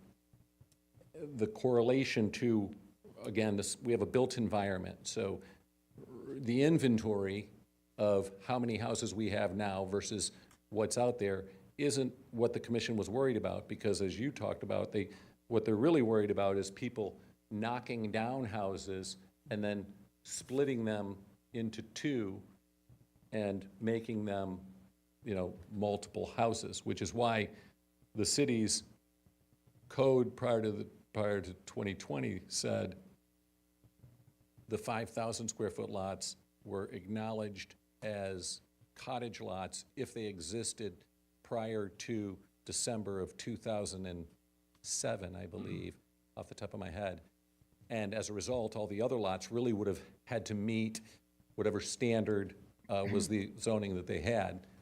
The R3, when the ear amendments went through and the city acknowledged the lot sizes of, this chart was adopted too, the 4,356 is the minimum lot size in an R3. The commission, in reacting to it, really, as I'm looking at the chart, it probably was also reacting to the R2 as well, and probably being 6,000 across the board, rather than the 4,000 and the 5,000. But they believed that that was going to prevent people from doing lot splits in those areas. I honestly don't have an opinion on it. I don't know if it will prevent it or not prevent it. I didn't do a number of calculations to determine how many lots were 12,000 square feet or more versus less than 12,000 square feet, because if all the lots that were going to be split were 12,000, they're still going to be split because they would meet the burden of it. But you're right, the answer is, in R3, a person intending on developing 10 units will not do the 10 single-family 50-foot wide lots because it'll be prohibitive. Is there any way to put language in that basically requires any parcel that has an existing residence on it to require board approval to subdivide? Well, yeah, do a minimum lot size. I mean, so. Without encouraging the multifamily Well, I mean, right, so it's. or the townhouses. It's, you can't, if you say your minimum lot size is, pick the highest one, 10,000 square feet. If I live in an R1A neighborhood and I have 400 feet on Osceola, you know, of frontage, and I have a 40,000 square foot lot, I can by law divide that into 4 100-foot wide, 10,000 square foot, 10,000 square foot parcels that would meet the code, and I'm exercising my property rights, and I'm complying with the code and doing it. So when you think about these things, the 6,000 square feet is one ingredient in the stew. In addition to that 6,000 square feet, you also have 5 or 10-foot setbacks, depending on what neighborhood you're in. In addition to that, you have a 50-foot wide minimum lot frontage. So my house where I live is just shy of half of an acre, so it's about 21,000 square feet. But my lot frontage is just barely at about 100 feet wide. So even if I wanted to split my lot into 2 lots, I wouldn't have 100 feet of frontage on the street. So even though I could create 2 10,000 square foot lots, one of them wouldn't have 100 feet of frontage on the street and therefore wouldn't be a legal lot and wouldn't be subject to a lot split because I couldn't meet that other ingredient in the stew. And when we do these exercises, a lot of times, we are doing this in a vacuum, like one piece at a time, rather than literally looking and saying, okay, well, what's necessary to build on that? It's not just the lot size, but it's, and as Marcella correctly pointed out, she's entitled to do a 36-foot high house. If it was a cottage lot, I believe it's 25 feet high. So that's a significant reduction in that second or even third floor that somebody might build in a house. And that all depends on where you're zoned and what it is and the rest of the code being applied to that issue. This singular issue that they're applying is, moving forward, the city commission does not want any lot splits that create lots smaller than 6,000 feet. So if they were sitting here, they would say, correct, we don't want the person to build 10 houses on that parcel. We want them to only build 7. And they've also increased the parking because it is their intention that by right, this person isn't going to be able to do 10 townhouses either, because they won't be able to park it and won't be able to meet the setbacks and won't be able to meet all the stuff. So the only way to achieve that would be to come before the commission for a vote and to ask the commission for a conditional use or a PUD approval, subjecting them to deviating from the code, whether it's parking, setback, height, landscaping, permeability, whatever it might be in that ingredient. Can you also just real quick clarify the affordable housing thing? Just because we heard it for so long that was going to be such a priority, is this city commission, that's not as much a priority because of the changes that will then, I mean, I would think, make it so that it's less affordable? And it's just, I'm just curious what the current state and mindset of the commission is. I would recommend asking each one of them. Okay, but, that's fine. I was just wondering. The truth of it is that in 2014, 15, 16, 17, 18, and 19, every time we had a city commission meeting, it was half filled with people telling the city commission that they need more housing and we need to approve more housing and why don't we have enough housing? And then housing got approved, and then everybody said, yeah, but you're building the housing in Stewart? And they all got angry, and then all the meetings from 20, 21, 22, and 23 were, why did you build housing in Stewart? And that's how it went. I mean, it just is. There's no way to change that. Okay, I just wanted to make sure if I understood, just because we had heard it for so long. Okay, did you have any other questions and comments? You're good? Yep. You want to go down the line? You have, you have no, on the whole document, I'm making sure. Not just this. Chime back in, if that's okay. All right, and so, I'll chime in if I need to. but I'm all not right. now. Yes, ma'am. So I have a question, or a couple of questions, because my concern is, how is all of these changes affecting the residents of Stewart, East Stewart? And have we gathered a consensus of the people? I know in 2004, there was a charrette that was done. And as I was preparing and going through this tons of so much information, I just stopped and said to myself, you know what? I know East Stewart, and I know there has not been any development done. So I don't need to read all this report to see what was done. Because for 30 years I've lived here, and with all the charrettes and with all the meetings and with all of what the people want, it just seemed to me like when I walk through East Stewart, my son is 30 years old, I've lived in Stewart for over 30 years, nothing has really changed. And before we have the commissioners changing all of this, we need to gather again with the mass of the people. And this is why the people of East Stewart are usually, they're not trusting what is happening because they don't know who have their best interests at heart. And when, it's always like, well, we didn't do that. We are here now, so let's look from here forward. But we have heard this story for so long that it's never going to be anybody who's responsible because that happened 30 years ago and I wasn't here. Well, I mean, as I was looking through the documentation and looked through the pictures, it broke my heart to see how many people that I see in those pictures that I know are now dead. They're like Moses. They only view the promised land from afar, and they have not seen any changes in East Stewart. I sent my son to Gertrude Walden because I wanted to condition him to say, your dad's family is from East Stewart, and I live here. I want you to go to school there and see what the neighborhood is like, see what the community is like, because I'm hoping that he would grow up and be a changer. And he looks me in the eye and say, Mommy, what am I going to come out to Stewart for? What is in Stewart for me? He now lives in Jacksonville. That's where he went to school. So I am saying that we still have to consider what works for the mass, the people of East Stewart. So there need to be another presentation.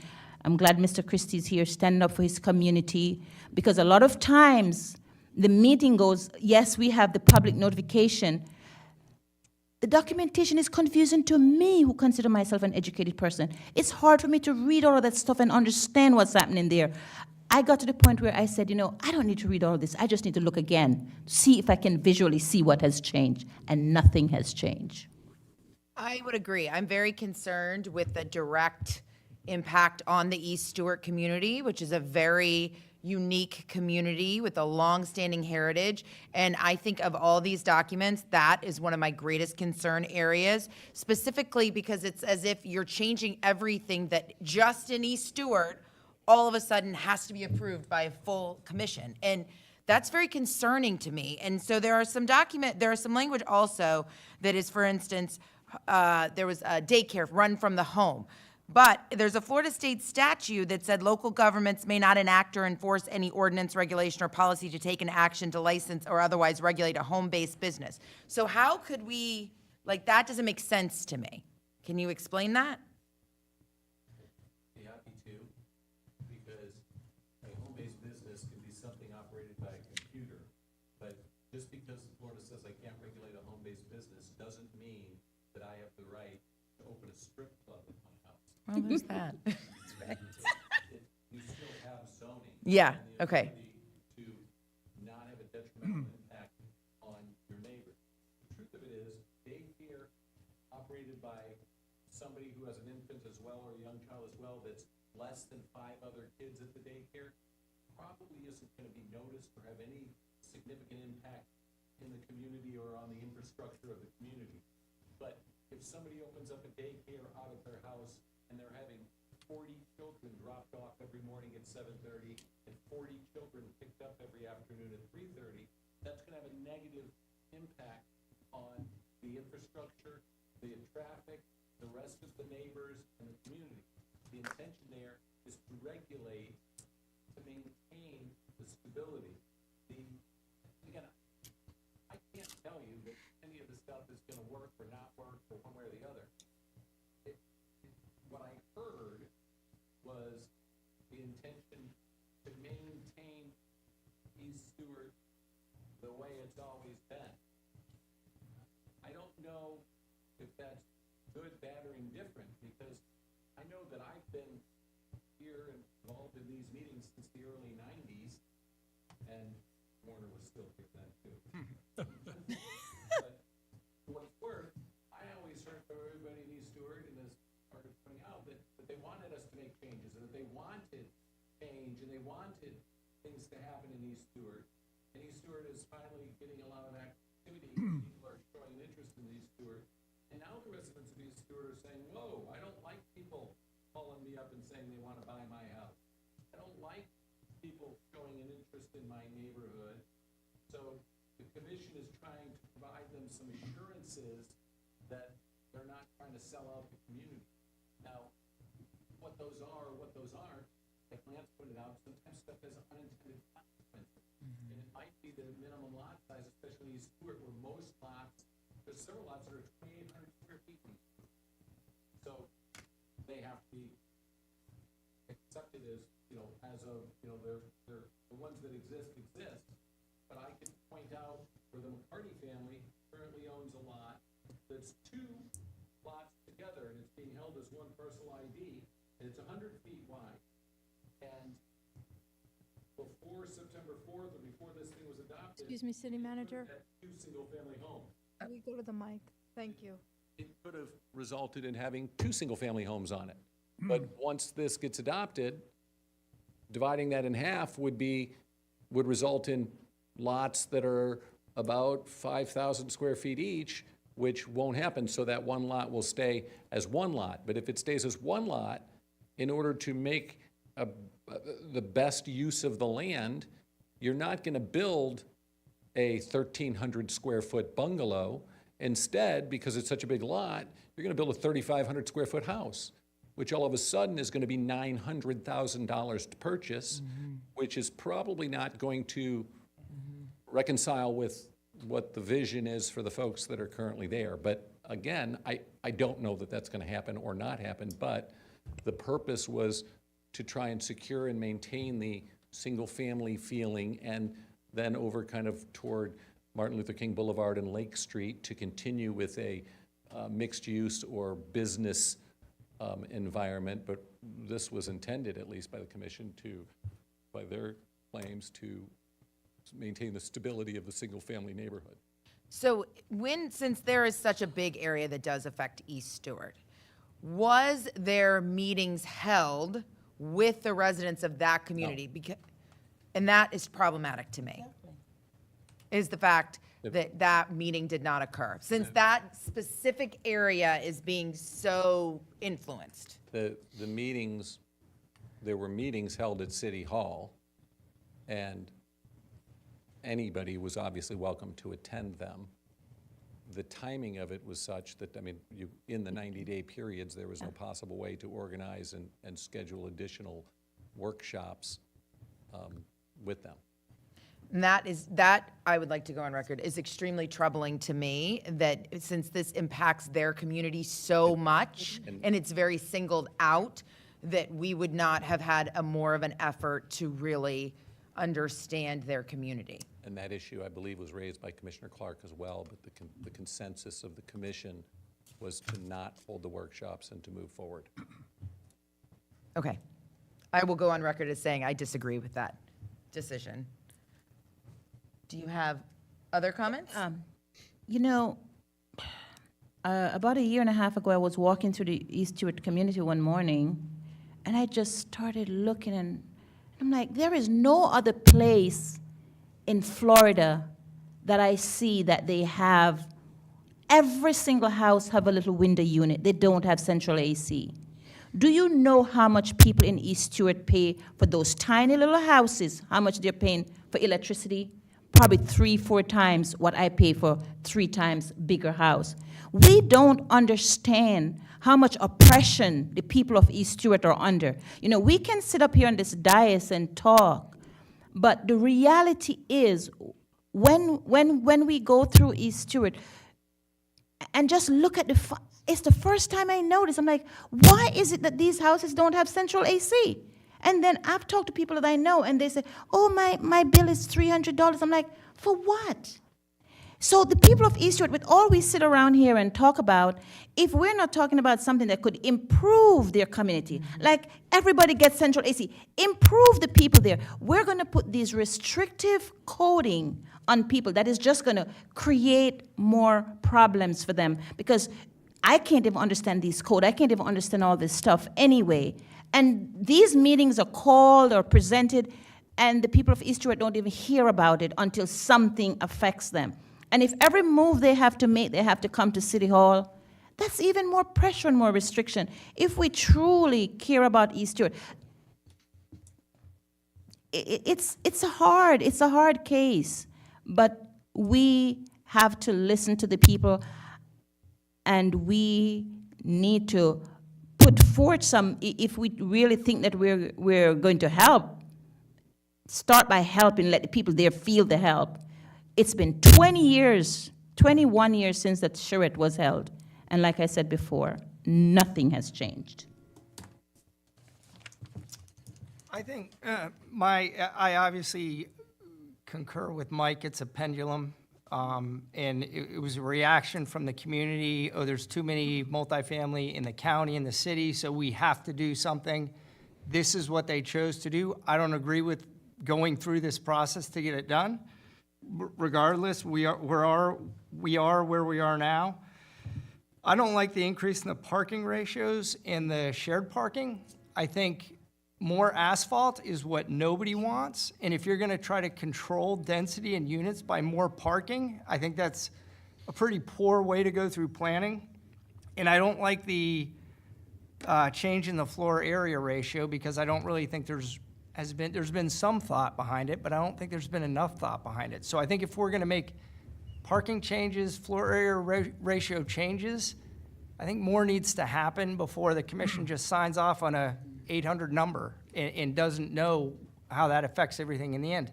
And I also think this in reality isn't going to affect that many people in our city. We're almost built out. So we're playing a game of showing the public we care about all these changes, and we're really not doing a lot, in essence, when it comes down to it. That's all I got. In the same area, Mike, you mentioned based on the existing land, there could be 2,000 plus units, is it built on existing vacant property? So what I said was, remaining in the city of Stewart is about 200 acres. 120 of those acres have a future land use of commercial, which is a maximum of 10 units per acre. So that'd be about 1,200 units, right? And then the remaining 80 acres is broken up of office, mixed use, or office residential, single-family residential. And as a result, you don't get 10 units per acre or even close to that. You get one house per 6,000 square foot parcel. It's not that all these little things are chopped up into individual acres. They're chopped up into lots and plats. So I estimated that there could be roughly 2,000 people that would result in the entire development if all of it got developed at its maximum density. Now, a lot of the parcels could be somebody's side yard that's fenced in and never gets built. Well, what I'm kind of leading up to is, would you or can somebody make an estimate if all these changes were approved, what that new number would be instead of 2,000? It would be right around 2,000. There is nothing really, the only thing that's changing it, and it's ironically, I don't know what the effect is, but we're changing the ability, like we're not reducing density, we're not changing, like R3 is still 10 units per acre, so it's not changing the number of units. When I increase the parking and I say it used to be 1.5 spaces per unit and now it's 2 or 2.5, whatever the number ends up being, you still can build the same number of units if you have enough land to build the parking. But I could make an argument that it's not actually causing a heat island, and it's not actually causing us to do more pavement. What we're really doing is incentivizing these guys to finally justify decking the parking. So if they needed to build enough parking that they didn't have it and they had to build 20 spaces onto a second floor, so now they've gotten to the point that, well, we're going to have to build a two-story parking deck where they're not going to have 180 on the ground and then 20 on a second floor. What they're really going to do is chop that 200 into maybe a 3-story parking deck with 30, 35, 35, and 35. And now, if that were to happen, somebody might not like the 3-story parking deck, but the truth is it's 2 stories with parking on the roof, and it's only taking up 30 parking spaces because they're stacked instead of 200 parking spaces that would be on surface. Now, is that going to happen? Probably not, but I could make the argument. But is it going to reduce the number of units that Mr. Giant developer makes with deep pockets? No. If he's intending on building 300 units, he's just going to build more parking and build 300 units. So it's not going to change the ultimate output of units that are built. It's just going to change the cost to the guy building them. Well, I was trying to get at, does this satisfy the vision that the commissioners might have in trying to do all this? Well, Or is it just running through a big complication? I think you'd have to ask them. I mean, they've instructed us to move forward on it because I believe that they feel that it meets the needs that they see that it meets. And, I'm here shooting from the hip because I don't go out and talk to people as a city commissioner every day and get the feedback from anybody. So I'm kind of guessing at what they hear or do, so I'd really recommend you to speak to them individually as it relates to these particular issues as to the why. Is, not being that familiar with it because I haven't been building for a long time, but is there any incentive for someone to build, quote, affordable housing, and I guess that could vary how you define it, close to the places that people might be employed in order that their cars would not be transporting during the work hours? They'd be sitting at home? Technically, no, because they're, if anything, it's kind of, you could make an argument there's a disincentive because they're gonna remove any potential for mixed use, which would put the uses together or in the same location. But again, it doesn't mean that they're not going to happen. It means that they're going to be required to come before the board in order to get those types of approvals. As far as where I live and neighbors where I'm living, the only thing I ever hear of is traffic, and somebody gonna do anything about traffic. So let me tell you something about traffic, real quick. We are now in what's known as the Port St. Lucie urbanized area. When I grew up, it wasn't that, because Port St. Lucie didn't really exist. In 1974, we had 300 residents in Port St. Lucie. However, they're projecting in between the year 2050 and 2060, Martin County will build out from 170,000 to 200,000 people. And the Port St. Lucie urbanized area will build out from 522,000 to 950,000 people. So we're gonna add another 400,000 people to our surrounding neighborhood while we add 25 to 30,000 to Martin County. Those 400,000 people to get to the beach are gonna take East Ocean Boulevard or Jensen Beach Boulevard, because they're not gonna drive to Fort Pierce because that's really far out of the way. They're on the southern end of St. Lucie County and the northern end of Palm Beach County, so it's Bridge Roads, East Ocean, and Jensen Beach Boulevard is how they're gonna get there. So if you think for a second that you're gonna see an alleviation in traffic, the truth of it is right now that since 1974, the city of Stuart has grown at a rate of 130 people a year. Since 2001, the city of Stuart's grown at a rate of 166 people per year, yet 58,000 people a day go over the Roosevelt Bridge. In 1974, the city of Stuart was 12,000 people, and Martin County was just about 48,000, which made us 25% of the population, which meant the city got 25% of the gas tax, 25% of the sales tax. Well, when Martin County grew from 48,000 to 100,000, the city of Stuart should have gone from 12 to 24. And then when Martin County went from 100 to 170, the city should have gone from 24 to 35 or 40 to keep up with the same ratios. But it didn't. The city was the slowest growing community in the county other than Jupiter Island. It grew at no rate at all. Martin County grew at about 1%. The city grew at less than 0.5% per year. So the traffic you feel and see and hear is not coming from within the city. It's coming through the city. It's coming from Palm City. In 1990, Palm City had 2,300 residents. It's now got more than 27,000 residents. In 1990, the city of Stuart had 14,000 residents. And, you know, we've now grown to 18,500, so we've added 4,000 in the 34 years. But Hobe Sound, Jensen Beach, and Palm City have taken Martin County from the 60 to 70,000 range to the 170,000 range, and taken Port St. Lucie from 300 to 247,000 people. The traffic's not Stuart. And if, you know, I hear every day about, oh my God, have you been out on Cantor Highway at 5 o'clock? Well, no, you know why? Because I live in Stuart. I don't need to drive out on Cantor Highway at 5 o'clock because I'm not driving home to the house I live in the sprawl lands. I live here and I don't drive in that, so I don't see it. But those people that are driving in it don't live here. They're driving in the sprawl because they're living in one of the places that were built in an area that created traffic. It's as simple as that. Plus, one of the reasons they're out of town is because of cost of housing. They had to go out of town. I don't think Stuart's median housing cost has ever been above or even close to 75% of the median housing cost in Palm City. Stuart's median housing cost is about a third of what Palm City median housing costs are. Or maybe Port St. Lucie, true, but not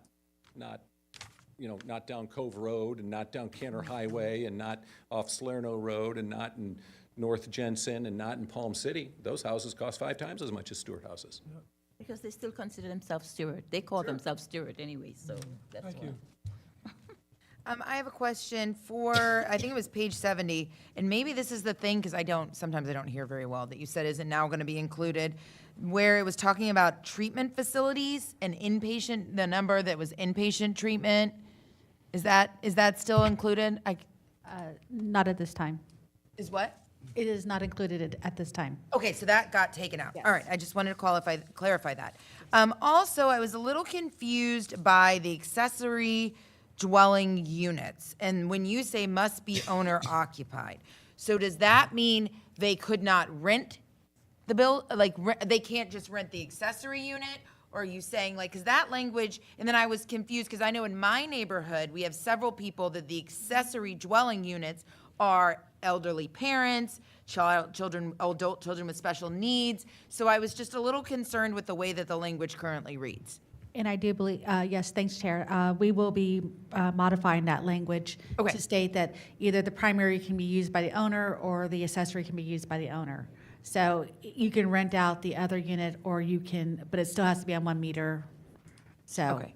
And is this, in part, I'm wondering, to try to curb the outbreak of kind of Airbnb units throughout the city? I don't Okay. believe that was the intent. I think Okay. the intent is to not make 2 dwelling units off of Okay. one I think it's so you're single not family. sneaking in multifamily on a single-family lot. It's to encourage people that live here to have a guest house or have somebody live in the thing, but it's to discourage the guy from Miami to buy up all the lots up here and rent the front yard and the backyard. Okay. out and treat it Yes. just as rental properties and income properties. Okay. Rather than neighborhoods and communities. Okay, thank you for that And the- clarification. Yeah, the single meter was an attempt to help that as well, but it's also hurting the person that lives in their house, that, is looking to rent that out to be able to get some additional income, and then they don't have control over their renter is keeping their AC at 60 degrees every day. They can't charge them for that. So it's like you or I in our house, taxes go up, everything goes up. We want to be able to still live there, to be able to rent out that ADU. It makes it more difficult with forcing it on a shared meter. All right, so my question is, do we need to vote on something? Are you taking our comments back? How are we supposed to address the finality of this meeting? Chair, if I may address that, if you could formulate a vote to make any recommendations to the city commission that you feel necessary, either express some of the concerns, or if you'd like to make some recommendations that you see some language changed. Okay. I will start. I would like to make a recommendation that the section on East Stewart is handled in a separate fashion and that a meeting is set up in the community to gain feedback from its residents. I do believe if you're going to make a motion, you may have to pass the gavel. Okay. Pass the gavel. Okay, there you go. And Okay. you don't need to repeat that. I do have that. Okay, written down. sounds like a plan. Okay. So do we have a second? I'll second. I just, Okay. for the record, clearly state your motion, just I move, Okay, say it again. okay, And if someone wants to second it, they can second it, and then you have a vote. okay. So I make a motion that we pass forward to the city commission the comment that the East Stewart section of this should be taken into consideration and kind of separated out at this point until they have an opportunity to meet and gain feedback from its residents. Would anybody else like to add anything? Because can we make more than one motion about this, I guess is my question. Well, first off, there's a motion, and you're no longer the chair. Okay. We now have Chair Peterson, Okay, who's control of the meeting, but you would make a motion, and if someone wants to second that, before someone seconds that, you want to amend it, you can amend it. If Okay. someone does second it and you want to amend it, the person would have to who seconded it would have to be agreed to the amendment. okay, So I would get a motion in a second, and then you can discuss it. okay. Would anybody like to second the motion? I'll second. Okay, I would like to amend I would like the commission to at least review the floor area ratio number they came up with and provide a better justification. And I am not in favor of the shared parking or the increase in parking ratios. And this is just as Yes. we're just talking the East Stewart provisions No. at this point? Can we do So multiple? this is a motion just for the East Stewart, I believe. Yeah, can we do multiple Okay. motions and address the other Yeah, items? this is a Yeah. motion, this is a motion just for East Just East Stewart. Stewart, okay, Yeah, I so- retract that amended motion. Okay, comment? I'm gonna need a little help on my part too. I don't blame This you. is We could just an slow East it Stewart up and- motion as and far as I clearly understand. State the motion for each one, please. I would Yeah. appreciate Right. that. So do you have the first motion that I made? I do have your Okay. motion. I'll repeat it so that we can see if we're on the same page. Make a motion that we fast forward to the city commission, the comments that the East Stewart section of this be taken into consideration as a separate section. Question on that. Would that in any way, if the commission did do that, would that in any way affect the timing that they're trying to accomplish it on? Well, the zoning in progress will, it ends on March 4th. So they're trying to complete everything by then. Well, that's why I asked the question, Right. yeah. If they treat this So if they separately, wanted to extract the East Stewart stuff, which that appears to be the most important part of what they're doing. So if they extract it, then it's not potential, it'll be beyond the March 4th deadline. So just so I'm clear, there have been how many ZIP meetings and how many commission meetings and there's been a CRB, a commission Right. meeting, the LPA meeting, and then there'll be two more, because there's going to be a first and second of the ZIP. So there have been multiple opportunities for this to publicly be heard by both East Stewart and not East Stewart? There was the initial meeting on initiating the zoning in progress. We had 3 subsequent, and that was at a regular commission meeting. We had 3 subsequent workshops, which were during the day, earlier in the day. And there were lots of people here. There were people from East Stewart. There were people from all over the community. And I would say at the beginning, we had a much fuller house of community involvement. As we went along, we had separate times where we would accept something from the zoning in progress.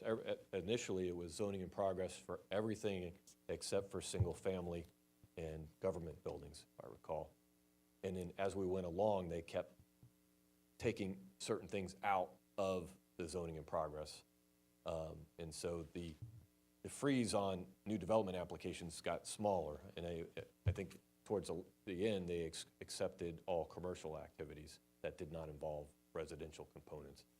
So there was a lot of people here upset about the zoning in progress being applied to commercial applications. So just so you guys are clear, once they initiated zoning in progress, you weren't allowed to put in a brand-new development application. The stuff that had already been filed can continue to move forward, but anything new, unless it was accepted. As they went along, they accepted more and more.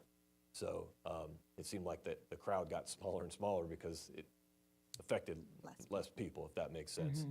And then we had the 3 workshops, and then we had a follow-up regular commission meeting where we did a resolution where we outlined everything, all the issues that they had touched to get a resolution. Yes, we want to move forward with this, we want to move forward with that. So as I mentioned earlier, during the workshop, they might have said, hey, we want to increase the setbacks from 5 feet to 10 feet, and that was said, and that was in the original draft, but when we went back to a subsequent meeting, someone brought it up, it came up again, and they retracted it. So, and that was one of the concerns that Marcella Campbell had in her initial letter with her attorney, and we've corrected that and resolved that. So, because we went back and listened to a bunch of the tapes, and they voted on to just leave it as is. So they're not even touching. So when you have public notice of these meetings, so I know that like if there's gonna be a project that's gonna come before us, there's a sign that's put out, so everybody kind of sees it. Because some people, particularly those who And maybe. online. And online. Correct. But for those who may be in a lower income community that may not have regular access to certain things, I know that that visual sign can help drive people to see, okay, this is happening. So you don't have to do that with this type of thing. So like, even though there's a lot covered with East Stewart, you don't have to put basically a more visual sign letting them know that this is happening. Right, I think you're referring to someone who's bringing a development project on Yeah, a particular that's what I'm saying. parcel. But they it, have a like, I'm sign. just curious, Right. is there, I see online, but is there any, I guess, more visual, particularly for people that are in that local community to see that something's coming? That's what I'm just asking. I'm unaware of them posting a sign in East Stewart, something to that effect for zoning change. Because since it impacts their community so much, that's why I know there were a lot of meetings, but other than the online, was there a way to kind of notice the people there? No, sometimes in development applications, the people that live around that development, they have mail-outs, but that was Oh, not yeah, the that's what, case I guess that's my point, is that is online the only mechanism they would have known to do these meetings?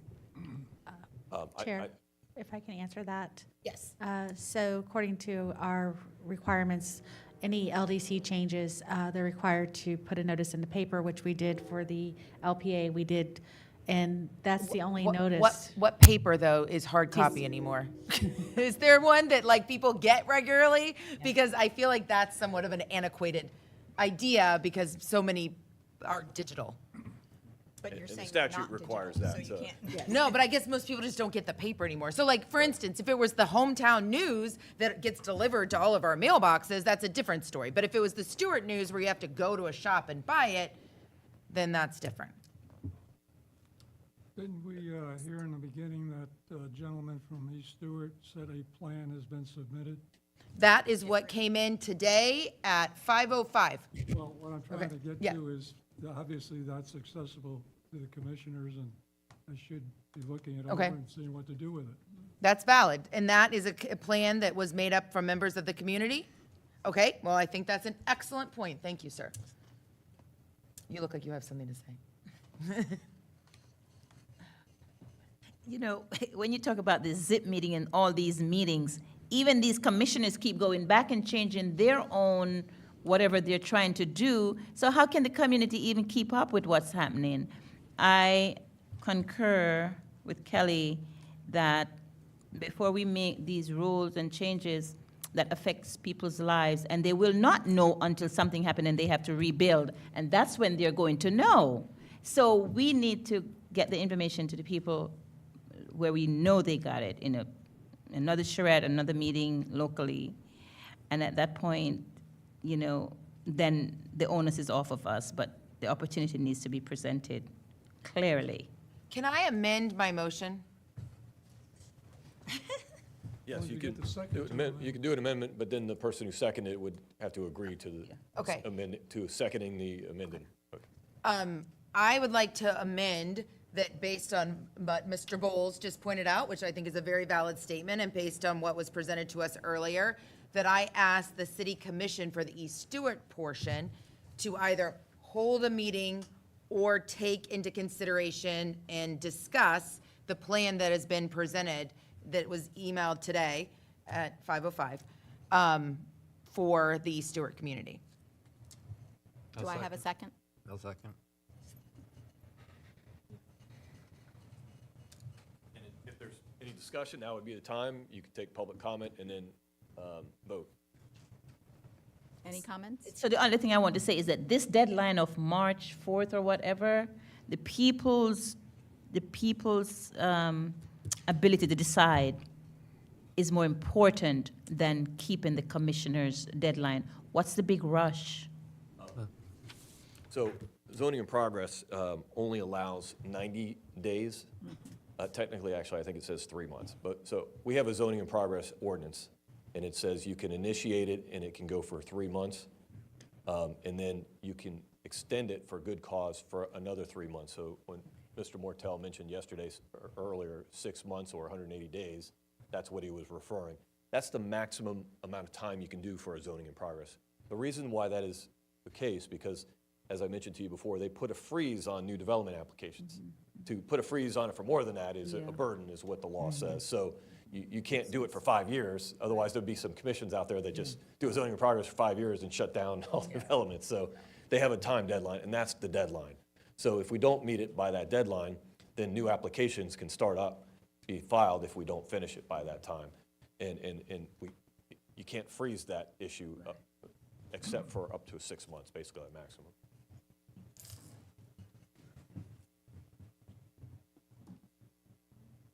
Do we have public comment? Sorry, Did- can I give you the paper?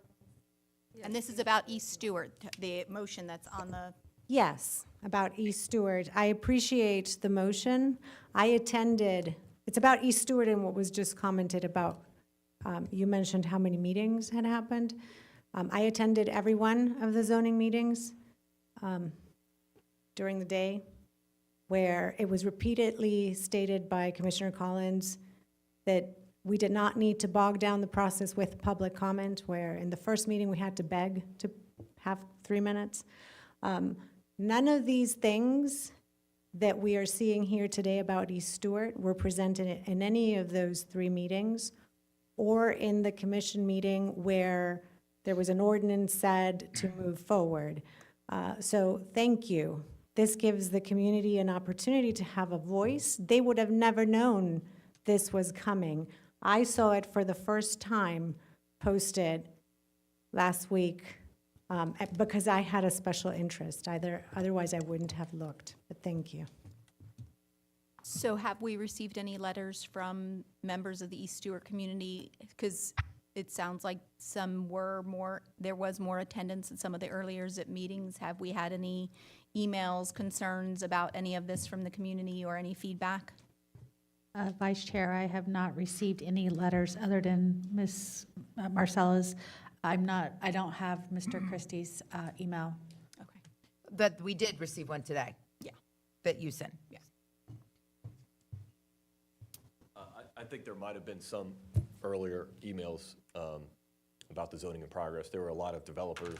But I guess about East Stewart. Yeah, I'm well, trying to stick to the motion at hand.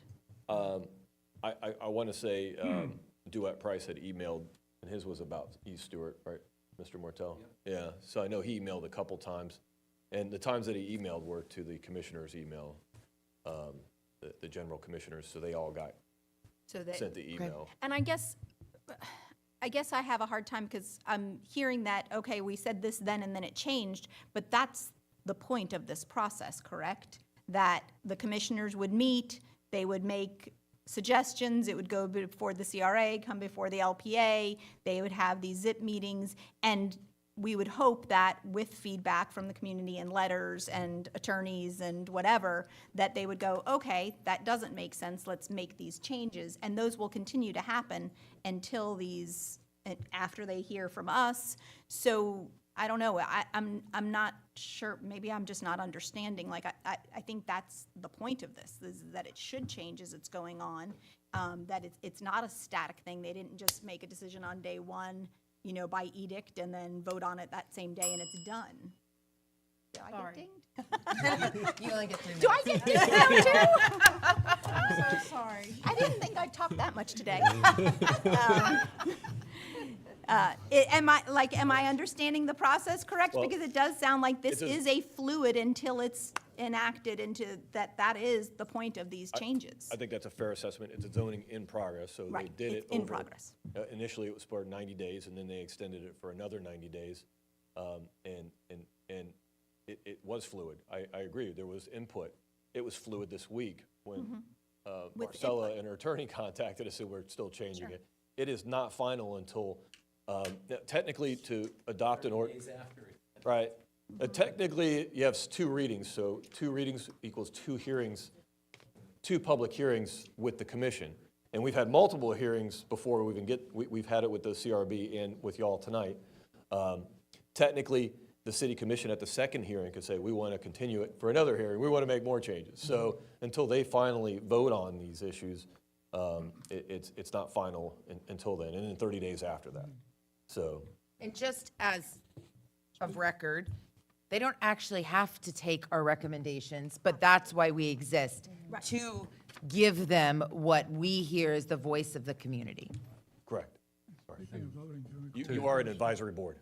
To elaborate on that, so I followed this whole process, watched every ZIP meeting, and I get the intent. I have the same concern. The concern is Brightline's coming in, that it's just gonna happen so fast. East Stewart's just gonna get overwhelmed with developers coming in. It's gonna change before anyone even blinks an eye. And I have that same concern, but coming through and making these changes and as drastic as they are, the concern is that you're now tying the hands of the people that live there now, and then they can't do their projects, they can't do something that allows them to still afford to live there, and then you're just asking the developers to come in, so it almost backfires on you.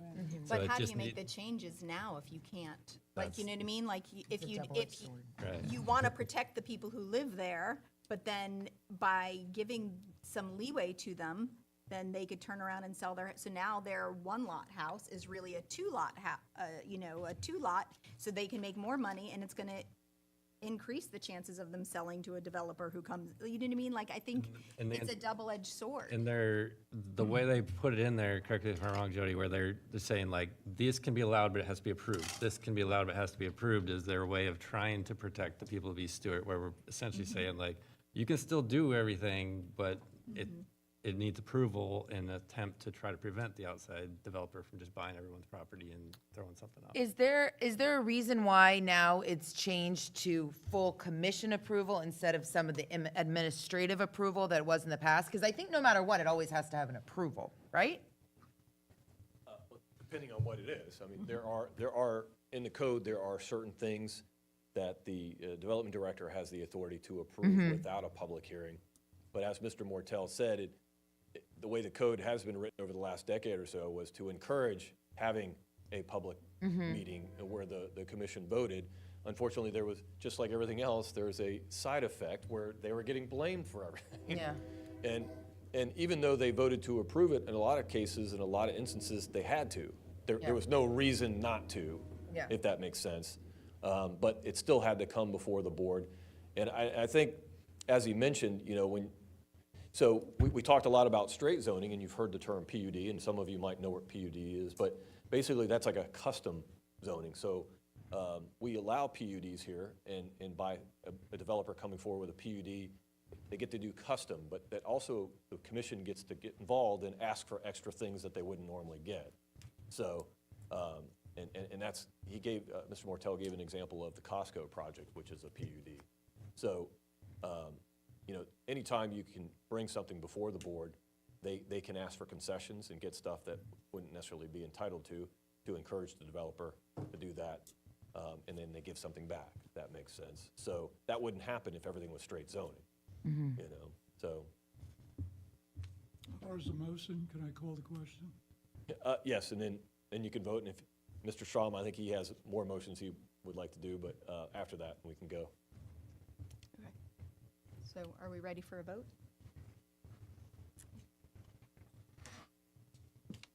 Will you reread the motion, please? Well,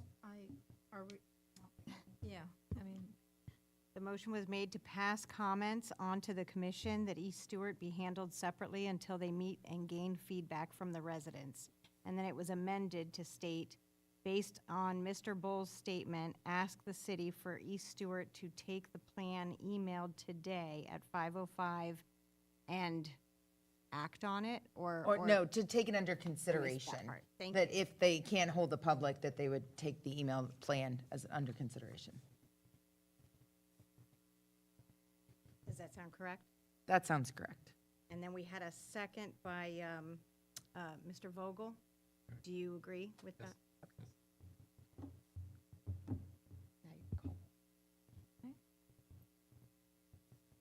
Board Member Strom? Yes, I'd like to make a, make a motion for the. No, we're voting. We're on voting it. on I'm the s- first one. Yes, yes. Are you yes vote or no? You're just jumping the gun tonight. This late? Yes. Was that a yes vote? Yes. Okay, all right. Okay. Board Member Brumfield? Yes. Board Member Bowles? Yes. Vice Chair Peterson? No. Chair Lorraine? Yes. And Board Member Vogel? Yes. Okay. Okay, I guess I'll take this back now. I don't really like it. Another Okay, motion? is there another motion that we'd like to present? Yes, I would make a motion for the commission to reconsider increasing the parking ratios and the removal of no shared parking and reconsider the floor area ratio reduction. So the no shared, oh, sorry, go ahead. Sorry. I think after. Does anybody want to make a second, and then we'll open to comment? Can we just clarify, reconsider increasing the parking ratios, no-show ratios, and what was the third? No shared parking. Currently, they're eliminating no shared parking, so reconsider that. And then the third one was a floor area ratio. Could you Is the motion recommend just what to, you want them to do, yeah, rather than just reconsider? Yeah. Okay, I would request that they do not change the existing parking ratios, do not eliminate the no shared parking, and I don't know what I would recommend for the floor area ratio because I don't know the science behind their analysis. I don't know how I, Recommend further analysis. further analysis on the floor area ratio. I'll second it. Okay. Is there a discussion? Comment? I guess, talking like Mr. Mortel said before, I mean, I think the example that I remember, the first thing that came to I'm been in Martin County for a long time, but I've been in the city of Stewart for 6 years. And one of the first things that came to my attention with this parking was that apartment building, or that's going to be built across from the courthouse. And I think that this is, again, the commission's intent, though I don't speak for them, obviously, is that we allowed 1.5, units, 1.5 parking per units, and then also waived some of it that they were going to use street parking. Anybody park down by the courthouse? Like, where are we sharing parking? Like, there's no parking to share. It doesn't exist.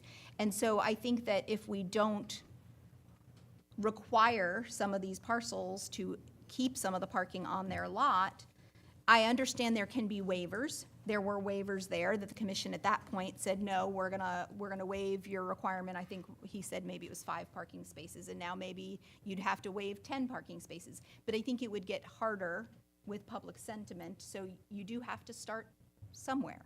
So I do think you have to start requiring some of the parking to stay on the property, because in certain areas, now there's some areas that they could waive because there is plenty of parking and there's street parking and it's not being used. But there are other areas, like across from the courthouse, where the commission really could have used stricter guidelines and then, maybe not have had legal, preempt legal challenges or challenges from developers saying, well, that's not fair, you're not, we should get this waiver.